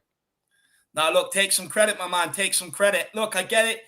Dermot, Kuva, Mr. Hollywood, they all started the channel, but you've definitely added something to it. So take that credit, my man. Take that credit. I mean, you are all brilliant, and just keep up the good work. And like I said, enjoy Perryman tomorrow. Make sure you get 8 hours sleep tonight. It's what every adult should be getting. So make sure you get that, and you're fresh and ready for it. There you go. MS saying Laurel and Hardy show. Tanganga and Davies laugh my ass off. Seems like that at times. Laurel and Hardy, it's a British comedy act, if I'm correct, Jack. It's a bit older than my time, but quite funny, actually. My ma likes them. But yeah, with Tanganga and Davies, yeah, it is a bit like that, to be fair, my man. It definitely is. Would Tanganga and Sanchez be better, maybe duo for that, or is Tanganga and Davies a bit better? I think what he's referring to is a bit like the own goal where Tanganga headed it off Davies. And that. I see. Yeah. It's like that old school comedy. It's stupid, but it's funny. But I like the comparison. Big up, MS. I do like it. Big up, MS. Big up yourself, my man. Humphrey with the one saying, great content, gentlemen. Come on, you Spurs. We go again. Let's get some heart and passion in the club. I mean, this is again, people are spreading the positive vibes. You leave it to the Harris Army to rebuild themselves after being absolutely crushed, after being absolutely let down, to be kind of betrayed, like I said before, by the club. The Harris Army building themselves back up again. Honestly, what a community, what a legend. And also Humphrey, really appreciate, really appreciate the compliment, really appreciate that you've been enjoying the content, and also really appreciate the support and the donation, my man. Hopefully you're keeping well. And I love you're absolutely spreading the positive vibes, trying to build up, the momentum, trying to build up that mentality, build up, a bit of, kind of camaraderie around the club. Absolutely loving it. Setting the mark right here, Humphrey. No, big up, my man. And look, at the end of the day, we all got to stick together. Conte has called for it as well. Be patient and stick together. And that's exactly what we'll do. And look, heart and passion for the club, that will never, ever die. I mean, and us fans, we should never be allowed to lose that. Never, ever lose that, because that's what we need. And look, I encourage every fan that goes to that return leg against Chelsea at home, sing your hearts out, get behind the boys, and let's see if we can nick it. Let's see if we can do it, Humphrey. But big yourself up, my man. I really appreciate the words, Humphrey. Gogama saying, Jack and David, hope to see the big happy smiles on you soon. Love the Irish Hotspur. Gogama, it's just, again, I don't know. They're just building me up, I will say, actually. They're really building up, especially making probably what felt like just one of the biggest letdowns, one of the biggest betrayals in some time by the players. Gogama, Humphrey, plenty of others are really making it feel a whole lot better. Starting to forget about it. Probably want to go to sleep, though. Probably have some nightmares of, maybe what had happened, but Gogama, I really do appreciate it. Really appreciate you, all the Harris Army, for at least, believing in us, showing the support, being the absolute goats of this channel as well, because all the support, it does come from you guys. We do feel like we have a real family here. We don't want anybody to break up that family. And Gogama, I really do appreciate you as well for all the support that you've shown David and I. And also thank you for also kind of cheering us up as well and just spreading the good positive vibes. That's exactly what this chat needs. It's exactly what David and I need. Just setting the mark, setting an example. Absolutely love you, Gogama. No, big up Goga, man. I mean, this woman's incredible. Like so many years, show every other channel so much love. And Goga, man, I really appreciate it. And sorry you had to stay up late. Yeah, I mean, you were up watching the game kickoff at 4:30 a.m. your time. I'm sorry you had to watch that shit at that time, to be honest with you.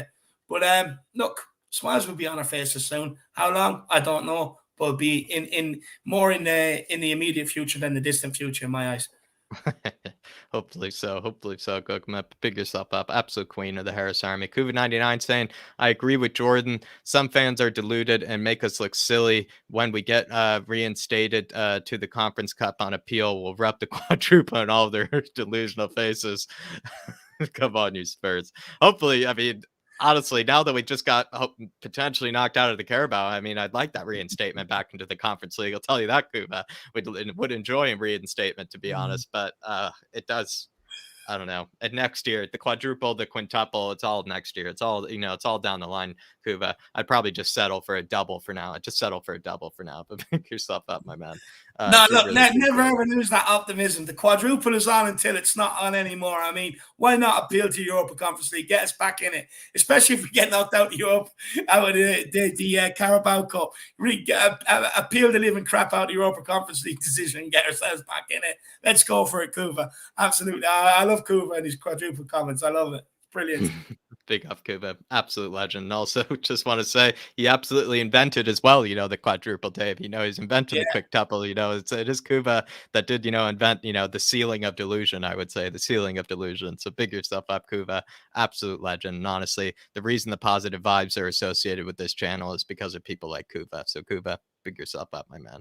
Moondog saying, I watched Stevie Perriman in the 60s, 70s, and 80s as well. I mean, it's just, that's what I mean, Kuba or Moondog, you're an absolute scholar, my man. Absolute scholar of the Spurs history. You've seen the best and you've seen the worst of Spurs, and probably right now, probably 2 degree might feel like the worst, but at least you know what the club is capable of. You know what the players, do actually. You've seen players that actually have shown exactly what we're asking for, and I'm kind of jealous of that 2 degree, Moondog, but at the same time, I would say, all that wisdom, it probably would be more painful to see the players play today if you did see someone like Steve Perryman in the past, I don't know, then see that sort of performance that we just saw yesterday. I don't know. I don't know which is better, but absolute scholar you are, Moondog. Absolute scholar you are, my man. No, big up, Moondog, and look, tomorrow sit back. I don't know, look, crackers and cheese. I presume you like crackers and cheese, maybe a glass of red wine. And sit back and indulge in the nostalgia, my man. That's what I would say. Sit back, enjoy it. It's your night tomorrow night. Enjoy it. It's not often you get a legend put in front of you, talking about his playing days. So everybody sit back and enjoy it. Yeah, big yourself up, Moondog, my man. Really big yourself up. Guess we're going to move on now, Dave, to potentially Matt Doherty for this one. And we've both gone for threes in this case.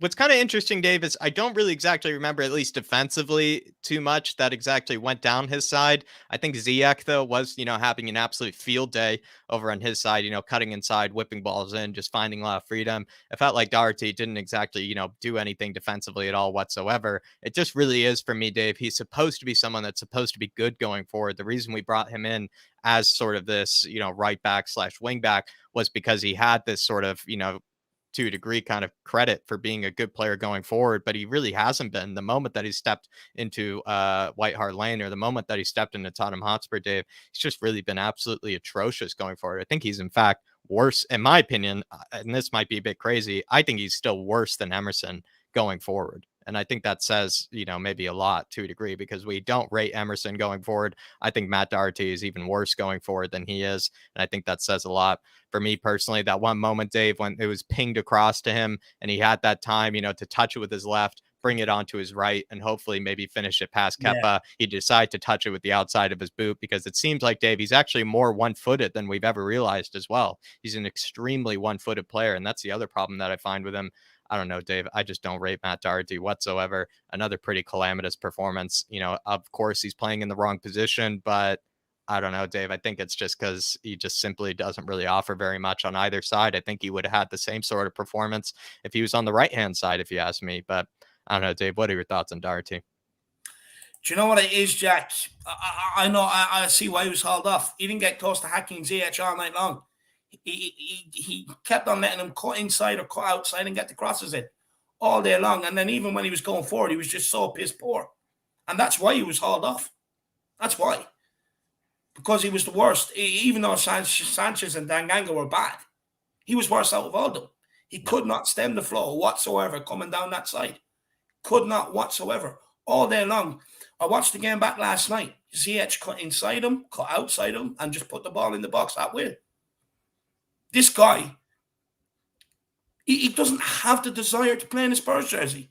I hate to say it, and I don't want to keep rolling him out there. I mean, I like the guy. He's Irish. He plays in the Irish national team, but he's crap for them too. Get him off the wage bill and get him gone. He only found himself playing at left wing back due to process elimination. Reguilon had a knock. He couldn't play. Ses Young was out injured. Didn't even make the bench. So he played there just out of processes of elimination. But he is not good enough. And for me, I think he had a poor game yesterday, again, defensively. At the end of the day, I get it playing left wing back. You have to be able to do a bit of both defensively and going forward, and he didn't. And that's why I think the 3 rating is justified. Yeah. And honestly, it seems like, Dave, he's already kind of winning in terms of the votes. I'm seeing mostly other ratings, and it seems like a lot of people are going for much worse than actually the rating at 3, if you ask me, which I think, says a lot. Also, as well, the fact that even the rumors are that he doesn't want to leave Spurs and he doesn't want to go back to Wolves.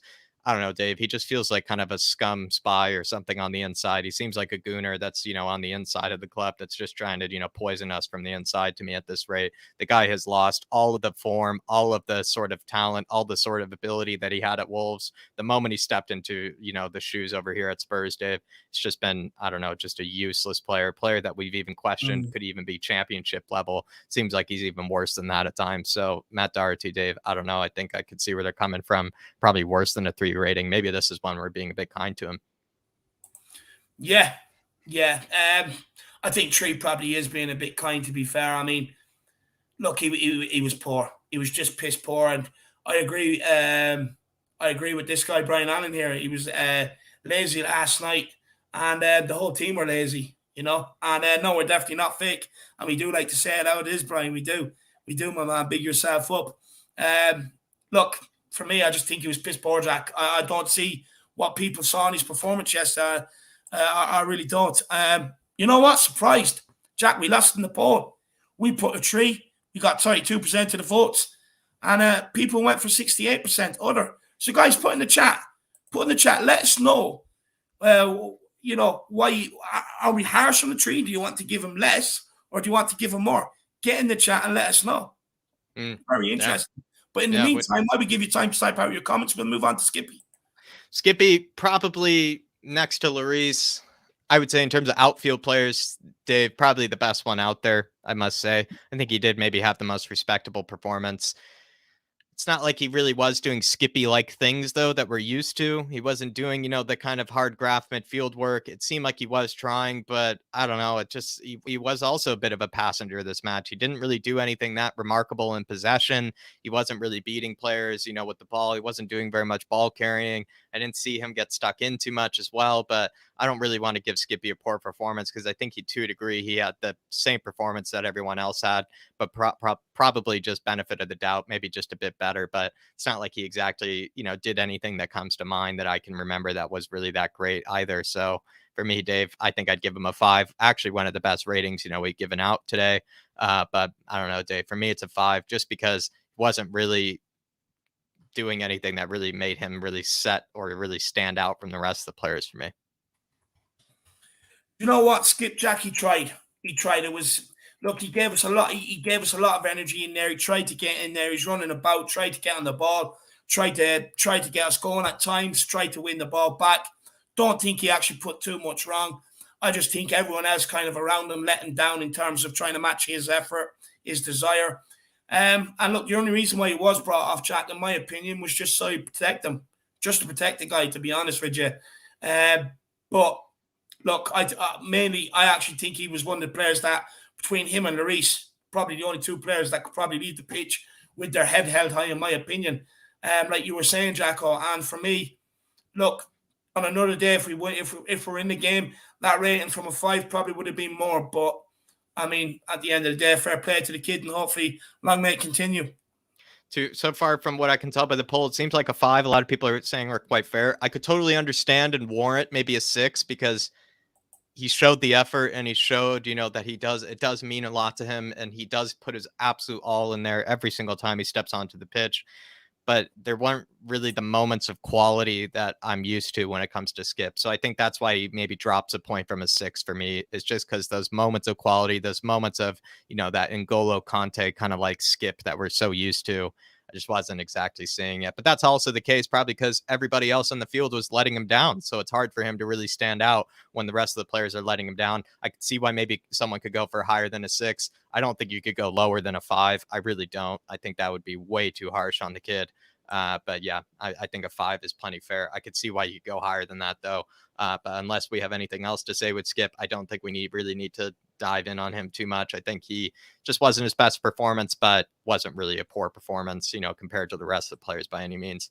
This one I am going to be interested in Dave, and just because another one felt really let down, felt really, really let down by Højbjerg for this one, Dave. And it's just the point is, and this is again someone that I practically have been defending for some time, almost defending him with almost Toby and Jan like ability in the same time. I feel like a Maldini the way that I've defended Højbjerg in the past. I'll be honest. I'll come out and be honest. The past few performances, the past few weeks of Højbjerg have really not been the Højbjerg that we're used to. He's supposed to be that ball winning kind of passion, kind of just all out, just destroying like midfielder. He just hasn't been. His passing has been woeful. His sort of distribution has been really, really, really poor. He really slows things down as well. Sometimes when picking up the ball, often even his first touch and, him picking up his eyes or picking up his head to look for a pass has been really, really poor. Just seems exhausted. Doesn't seem like the same player that we're used to last season. But I don't know, Dave, the reason why I feel so let down is because I'm starting to listen to maybe why people, have felt a bit, kind of skeptical of Højbjerg. And especially this season, he hasn't been the same players as he was last season. But maybe to a degree, that's just because he's playing a position that is basically asking too much of him. He doesn't have the ceiling of potential, the ceiling of ability that I feel like Skippy does. I think he is kind of a very much a kind of a two-type sort of player. There are a few things that he does exceptionally well, and then there's some things he doesn't do so well. And I feel like we're starting to realize that this season when he plays in his destroying holding midfielder role, I think he is unbelievable. When he is played out of that role, I do think he can struggle and he can't be that great. Then again, though, I feel like the guy has never been given a rest. He played a Euros till the semifinals, played in every match there. He was absolutely incredible in the Euros. He was practically, I would say, our third, if not fourth best player last season under Jose Mourinho. I feel like he has a lot of credit in the bank, but for me, Dave, he is starting to lose that credit in the bank. And I think I'm starting to have to question whether maybe we have to play Skippy or Højbjerg every single match and have to rotate between the two, because I think I'm starting to get a bit tired of having them both play at the same time. And I know we don't have any other options available, between those two, but I think Højbjerg's been playing that poor recently that I'm just starting to think maybe this guy does need a rest and just needs a bit of time off. Yeah, Joe, we'll take Moondog Super Chat here before I give my opinion on it, Jacko. I'm a bit different. Moondog says, Mr. Perryman, one senior England cap. That's criminal. Yeah, it is criminal, my man. It is absolutely criminal. Look, it is what it is. But, he's a Spurs legend. We've heard what Mickey Hazard had to say about him, He's an absolute true leader, Moondog.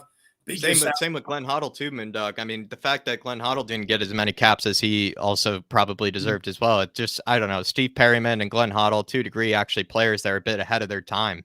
So I've been told, actually, Moondog. Also, because Steve Perryman, he played a variety of positions. He played a bunch of different positions as well. He could play midfield. He could play right back. He could play center back. He could play as a right midfielder. He's almost kind of like a modern day, or I guess he wasn't modern day, but if modern day example would be like a Philip Lahm or like something like that, Steve Perryman was. So honestly, ahead of his time, just like Glenn Hoddle was. No, spot on. Spot on. Big on Moondog. Really appreciate the support, my man. Same to everybody. Look, on Højbjerg, first of all, I want to say I'm not going to excuse his performance last night. He was absolutely all over the place, Jack. We just got completely, he got completely run by. I mean, he was out-muscled a lot of the time, out-fought. His passing was very poor yesterday, and he didn't offer anything whatsoever in the midfield, whatsoever. But I know Skip looked a lot better than him yesterday, but I reckon what had a part to do with it is Chelsea actually had an extra man in that midfield yesterday. They had Havertz dropping in an awful lot, which created three, and they were just completely outnumbered every single time. But look, he was piss poor yesterday, no doubt about it. But where I come from with Højbjerg is we're asking him to do stuff that we know he cannot do. We're asking him to be a player that he can't. Now, we already pay out about 400 grand a week in wages to players that should be doing it, that are not doing it. And now we're slating Højbjerg for doing something that he can't do, that he was never brought in to do in the first place. When we bought Højbjerg under Jose Mourinho, Højbjerg was coming in to play beside Ndombele. Højbjerg was the one that cleaned up the ball, done the work rate for two midfielders. And he looked good beside a ball-playing midfielder, even though a lot of times Ndombele looked crap. Højbjerg was our shining light. Now, this season, the reason why he's being ridiculed is because we're asking him to do stuff that he should not be doing. He can't do. He's a specialist at a job. Him and Skip should be competing for the same position. And until we get other midfielders in here, you're not going to see this guy dropped, in my opinion. You're not going to see him drop. And I agree with you. I think he's been overused. I mean, he's put out there every single game. Even the games in Europa Conference League this year. He's been the first one brought on off the bench to be able to try and save these games and everything else. And in my opinion, I completely get the criticism. But, just think back to last year when we were praising him, when he was beside a ball-playing midfielder and he was the one winning the ball. Look how good he looked. Look how good he looked. Now you're asking him to be a passer, spray 50-yard balls, switches of play, balls over the top. But it's not his game. For me, I actually think the work Højbjerg will be appreciated for will be once we get that midfielder in, put alongside him. I think that's when we'll see the true extent. Like it was before, I guess during that very, very small patch of good form from someone like a Tangi, he was actually doing quite well alongside him because all he had to do was basically just do all the midfield work, all the dirty work, all of the hard work that basically no other midfielder that we had at the time wanted to do. And then, he was praised for it. He was recognized for it, probably not even praised enough for it to a degree.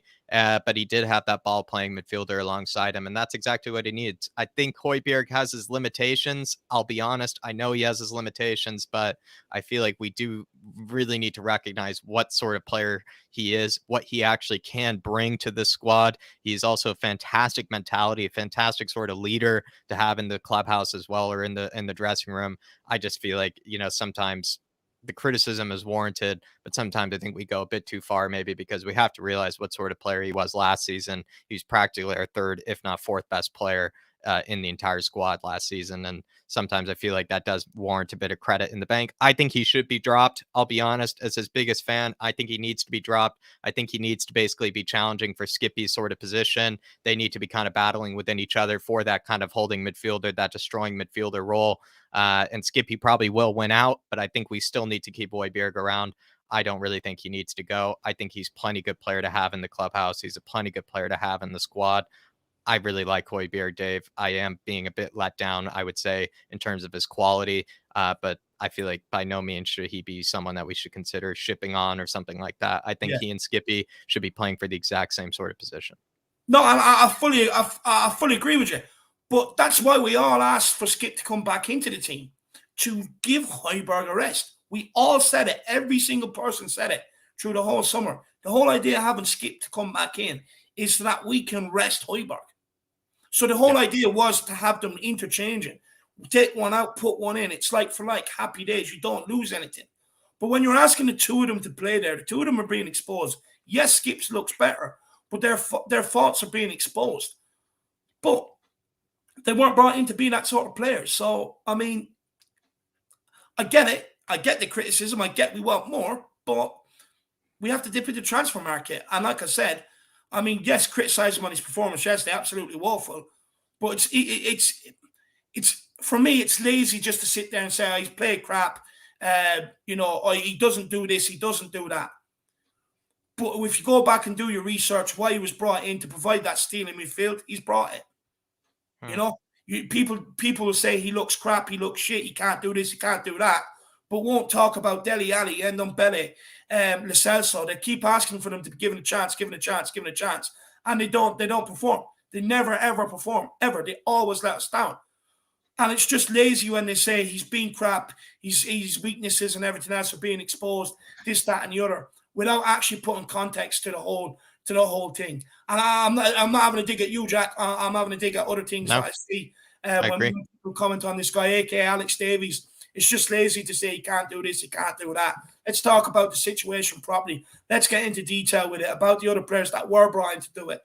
You know, at the end of the day, we're asking him to do a job he can't do. I mean, we've all been in jobs where we've been asked to do jobs that we just can't do. So, I mean, it is what it is. Yeah, I think well broken down, Dave. And super chat in here from Kuva99 saying if we can rate players like dessert servings, then most of the side were like pissing into a trifle and flinging it into the ceiling fan. What I like trifle. He's ruined it. He's ruined trifle for me now, man. Honestly, that's a ridiculous image, Kuva. That's a ridiculous image, my man. Seeing it spray everywhere as well, Dave, in the ceiling fan. You know, I don't know. Sometimes this is maybe what we're more used to with Kuva, just being kind of taken aback with comments like this. He came in with the sentimental, very loving sort of comment, earlier, Dave, and now he's coming with the one that we're probably more used to, which is just basically just be kind of, I don't know, just lost for words. I would say, Kuva, as per usual with your super chats, lost for words, my man. But big yourself up. Really do appreciate you, Kuva, and I don't know what to say after this. I really don't. But unless David has any sort of other references apart from maybe the trifle being lost for him, I guess you don't know. I don't know, Dave. I don't know. Look, I just want to say thank you for Kuva because he probably is watching out for my weight doing this by ruining trifle for me. So big up, Kuva. I really appreciate that. That's one way about going away and keeping me off the sweet things.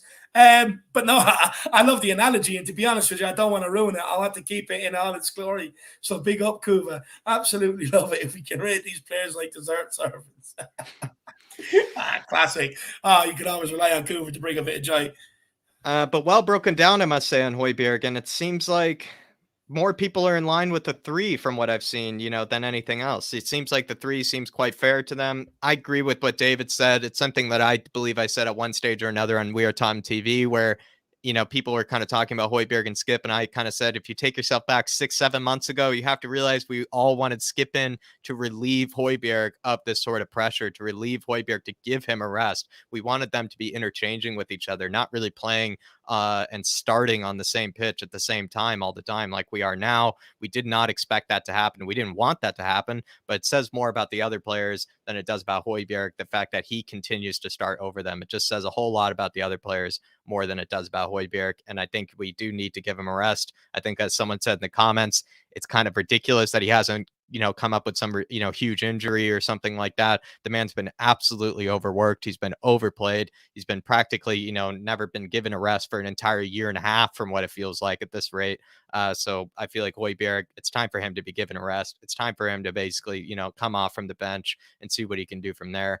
I don't think, in any way that we should be slamming him too hard, but I must say we have to be honest and say the past few matches he has been quite woeful. But I think that's probably enough to say on Højbjerg. I think well broken down, though, by the Harris Army as well, though. I think they had a lot of great opinions, I must say, as well. Moving on to the forward line. Just quickly, just give the poll. A lot of people agree with you, Jack, giving him a 3. I've given him a 2. I've actually been harsher and defended Højbjerg more than Jack, and I lose out. How can this be? How can this be? But Jack, most people side with you, my man. Maybe. I don't think it could be any higher than the 3, though. I think we would have to be honest. So maybe 3 is still being a bit kind. I don't think it could be any higher than the 3. But going on to, maybe again, I'm being a bit nice here, but I've given Sonny a 5, and I actually don't know if I can really back this one, because I don't really think anybody in the front line really played that spectacularly. Maybe I think a 4. I don't know, Dave. I don't even know if I can make a convincing argument. I wasn't angry enough at Son, if I'm honest, Jack. Looking at it, I don't think I can make a convincing argument for why he should be a 5. I really can't. But if anybody wants to side with me in the comments and bring up maybe why he could get a 5, do let me know. But my emotional reaction, Dave and I, like I said before, we gave, our player ratings right after the match. So it was still quite raw for us. I just didn't really want to give Sonny less than a 5. I really love Sonny. I don't really want to give him less than a 5, but I can't come up with any convincing arguments for why he should really get a 5. So, and that, unless someone in the comments will bring up maybe a comment, if someone can give a convincing argument, but Dave, I'm not even kidding. This is the first time I can say this. Don't really have any sort of convincing argument for why he should be given a 5. I think it is more of a 4. Do you know what, Jack? I'll be honest with you. I watched the game back. I'll give him a 3. I would go lower again. I don't think I was angry enough. I think he has credit in the bank with me because of his goals over the last while, even though he's been poor, but he's still scoring and assisting, which I'll take every day of the week. But last night, Jack, anytime someone got physical with him, he just lost out and then gave up. And that is not good enough. And it's not something I could have said about Son really kind of before that. Yeah. He just gave up as soon as they got physical with him last night, took the ball off him and he gave up. He didn't do anything going forward whatsoever, didn't create anything. He was anonymous last night. And look, I know some Son fans might see this and absolutely cane me because they have done before when I spoke ill of Son. I just want to make sure they realize I love Sonny. I respect Sonny. I think he's a great player. But just for this game, he was completely anonymous, offered absolutely nothing. But look, he's not the only player. The whole team were like that. But me, I would go a 3. I would go a 3. But look, I've given him a 4. But look, honestly, Jack, he was very poor yesterday. Offered absolutely nothing. And he needs to learn to be able to deal with the physical contact a bit better, and not just give up so easy. Anytime the physicality came, he just let them have the ball and didn't even try and go a minute back. And it was disappointing. Yeah, I think that's spot on, Dave. And I don't know if there's really much else to say, to be honest. A lot of people are saying he could get a 3 or 2. He does come up with, the moments, though, where he does show that he is that player. Maybe like Harry Kane, Dave, we have these exceptional standards that we set these players at, like Sonny and Harry Kane. I think they do fall under exceptional standards. But I think if you even were to judge them on normal standards, Dave, I still think he gets that 4. I really do. If I'm really trying to take my mind and my bias out of it, you can tell I have bias by giving him that 5. But if I really were to take my bias away, I really feel like the 4 is fair. I really do. And that's not putting him at exceptional standards or anything. I think that's putting him at quite normal standards. I think he is a 4. Well, look, let's see what the people have voted, Jack. Yeah, 78% have gone with a 4, 22% with a 5. So a lot of people agreeing with the 4. Again, I probably would have given a 3. I think I might have calmed down. Had 1 or 2 talks before I got to Sonny's rating, maybe. But I probably would have given him a 3 on hindsight because, like I said, I watched the back. He was anonymous.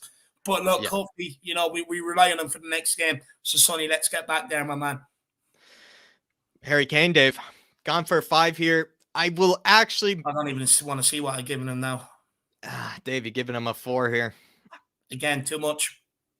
Maybe again, my bias and my sort of likingness towards these players, and I just didn't want to let them down and give them a harsh rating. But I think they probably do deserve worse than that. I think he probably gets the same rating that Sonny has, to a degree, quite anonymous. There are times when he picked up the ball, was able to hold up play, but wasn't even to the same ability that I've seen before. It just seemed Harry Kane seemed a bit off it.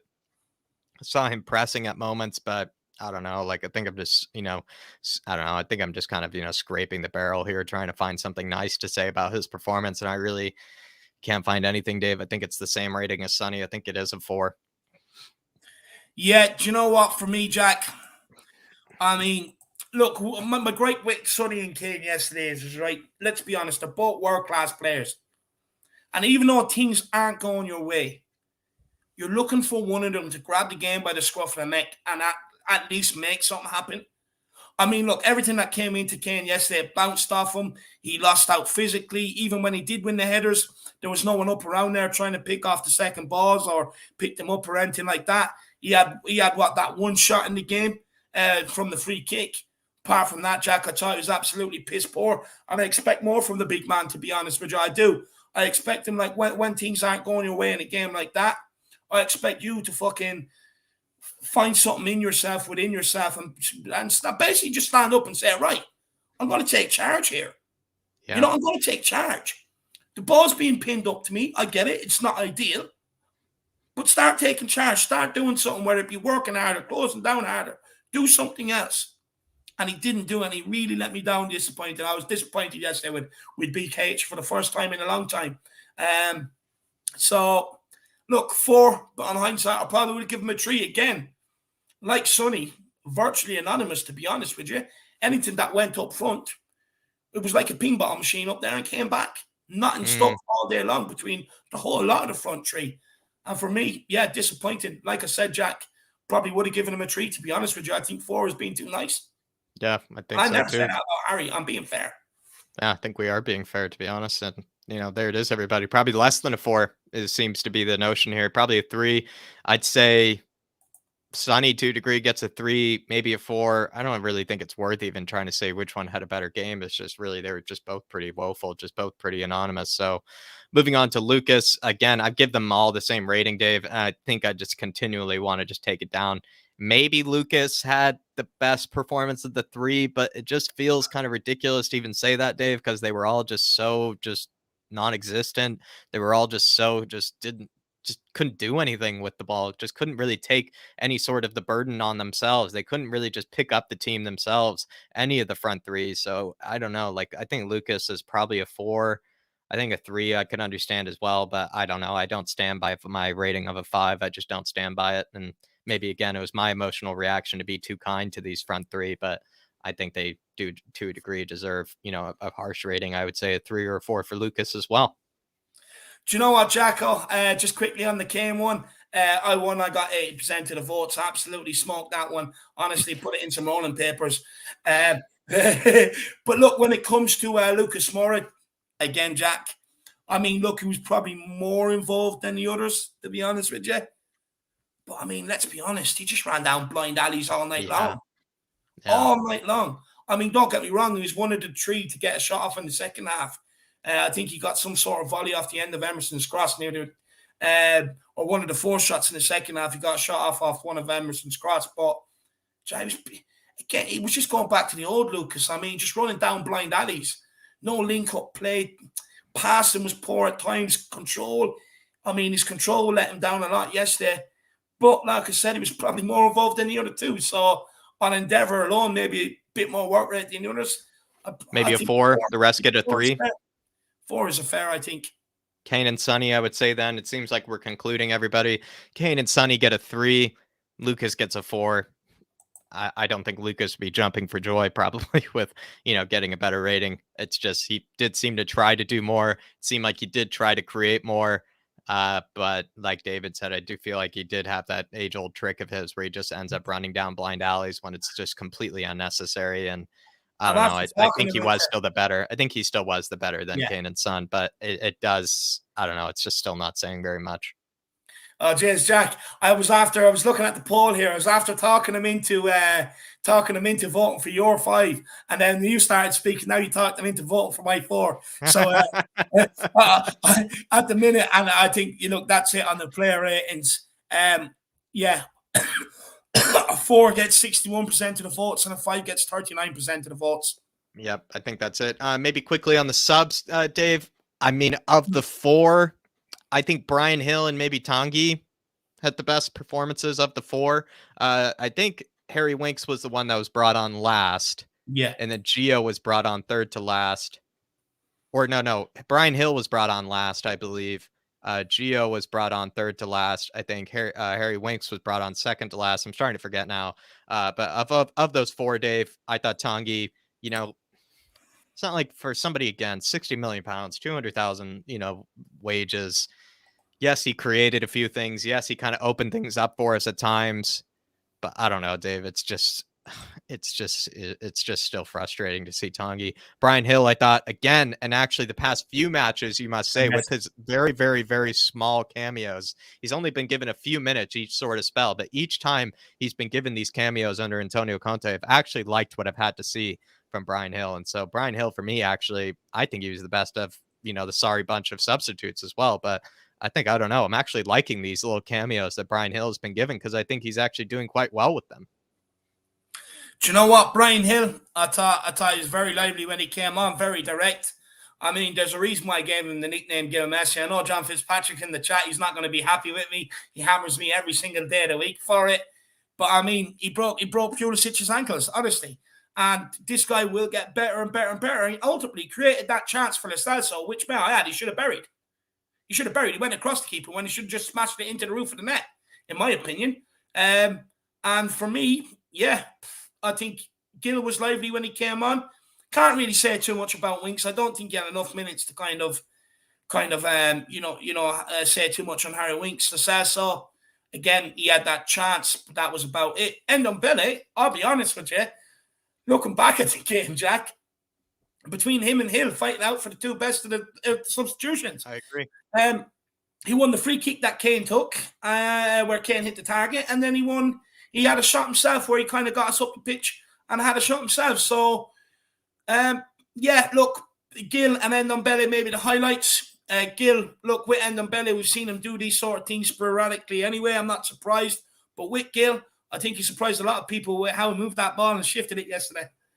Yeah, I think that's spot on, Dave. I think Brian Hill, if he was given more time, could have probably absolutely had, shown exactly what he's made of. But considering Tanguy, I guess, came on first, I thought he looked quite decent in his first maybe 20, 30 minutes, Dave. But I don't know. He seemed to also fade away at times. He doesn't really work, off of the ball. But to a degree, I think we might need to start transitioning toward that 3-5-2. And I don't know, maybe Tanguy made more of a convincing case for himself than Gio did in that 3-5-2. Also, Harry Winks came on quite earlier, and I will say he really also just did not do anything for me coming on. I did not see the Harry Winks that I've been used to for the past few games as well. So I guess weird to say, I guess Tanguy and Brian Hill were probably the best of the substitutes, I must say. It looks like S. Ahmed here is becoming a new channel member. So big yourself up, Ahmed. Hopefully we see you the Monday, I believe. We're coming in with the fan show Monday. Want to see you there. We'll reserve a nice warm seat for you, my man, and really appreciate you on becoming a member. Big yourself up, my man. Welcome to Harris Army. Really appreciate it, Ahmed. Really appreciate it. Brian Allen says this is fake. Nothing fake about it, my man. Nothing fake whatsoever about it. I don't know why you think it's fake. I mean, all we ever are is honest and give our views and passionate. So I don't know why you feel like that. But S. Ahmed, my man, really appreciate it. And hopefully we'll see you on the fan shows, brother. Do come and join us on the fan shows, my man. Big yourself up. Big yourself up, my man. Really do appreciate it. But I think that's it. In terms of the player ratings, Dave, I do believe we're going to be coming back tomorrow with a bit of a similar kind of transfer update / morning news headline from Dave. And then Saturday, I believe we're doing a Kaniki Answer Me. And then Sunday, we do have the FA Cup match, of course. But that'll be all, I believe, for this one in terms of player ratings, Dave. Giving it off to you. Yeah, no, look, that'd be it. Hopefully everybody enjoyed it. I know it's not everybody's cup of tea. Look, we kept it real. That's why you didn't see.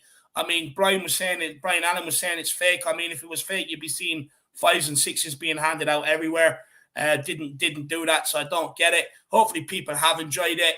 We'll be back tomorrow with a news update and a bit of a discussion and stuff like that. And then Jack should be flying home. We'll get him back in his usual normal hours, shall I say. And Saturday, hopefully we have something in line with the two Brians if they're both available. If not, we'll definitely bring something else. And of course, then Sunday, the game against Morecambe, watch along, match build up, etc., etc., etc. Like I said, podcast with We Are Tottenham TV, Matt Hayes coming and a lot more. Stay tuned. Smash that like button. Smash that subscribe button as well. I want to say a massive thank you to everybody for tuning in. A massive thank you to the people who have liked the show. And a massive thank you to everybody who helped out with the super chats. I really do appreciate it. Thank you so much. See y'all back here tomorrow. As always, in contact we trust. Come on, you Spurs. Like, subscribe, and get your comments in underneath. And Levy open the wallet. And Levy open the wallet, exactly.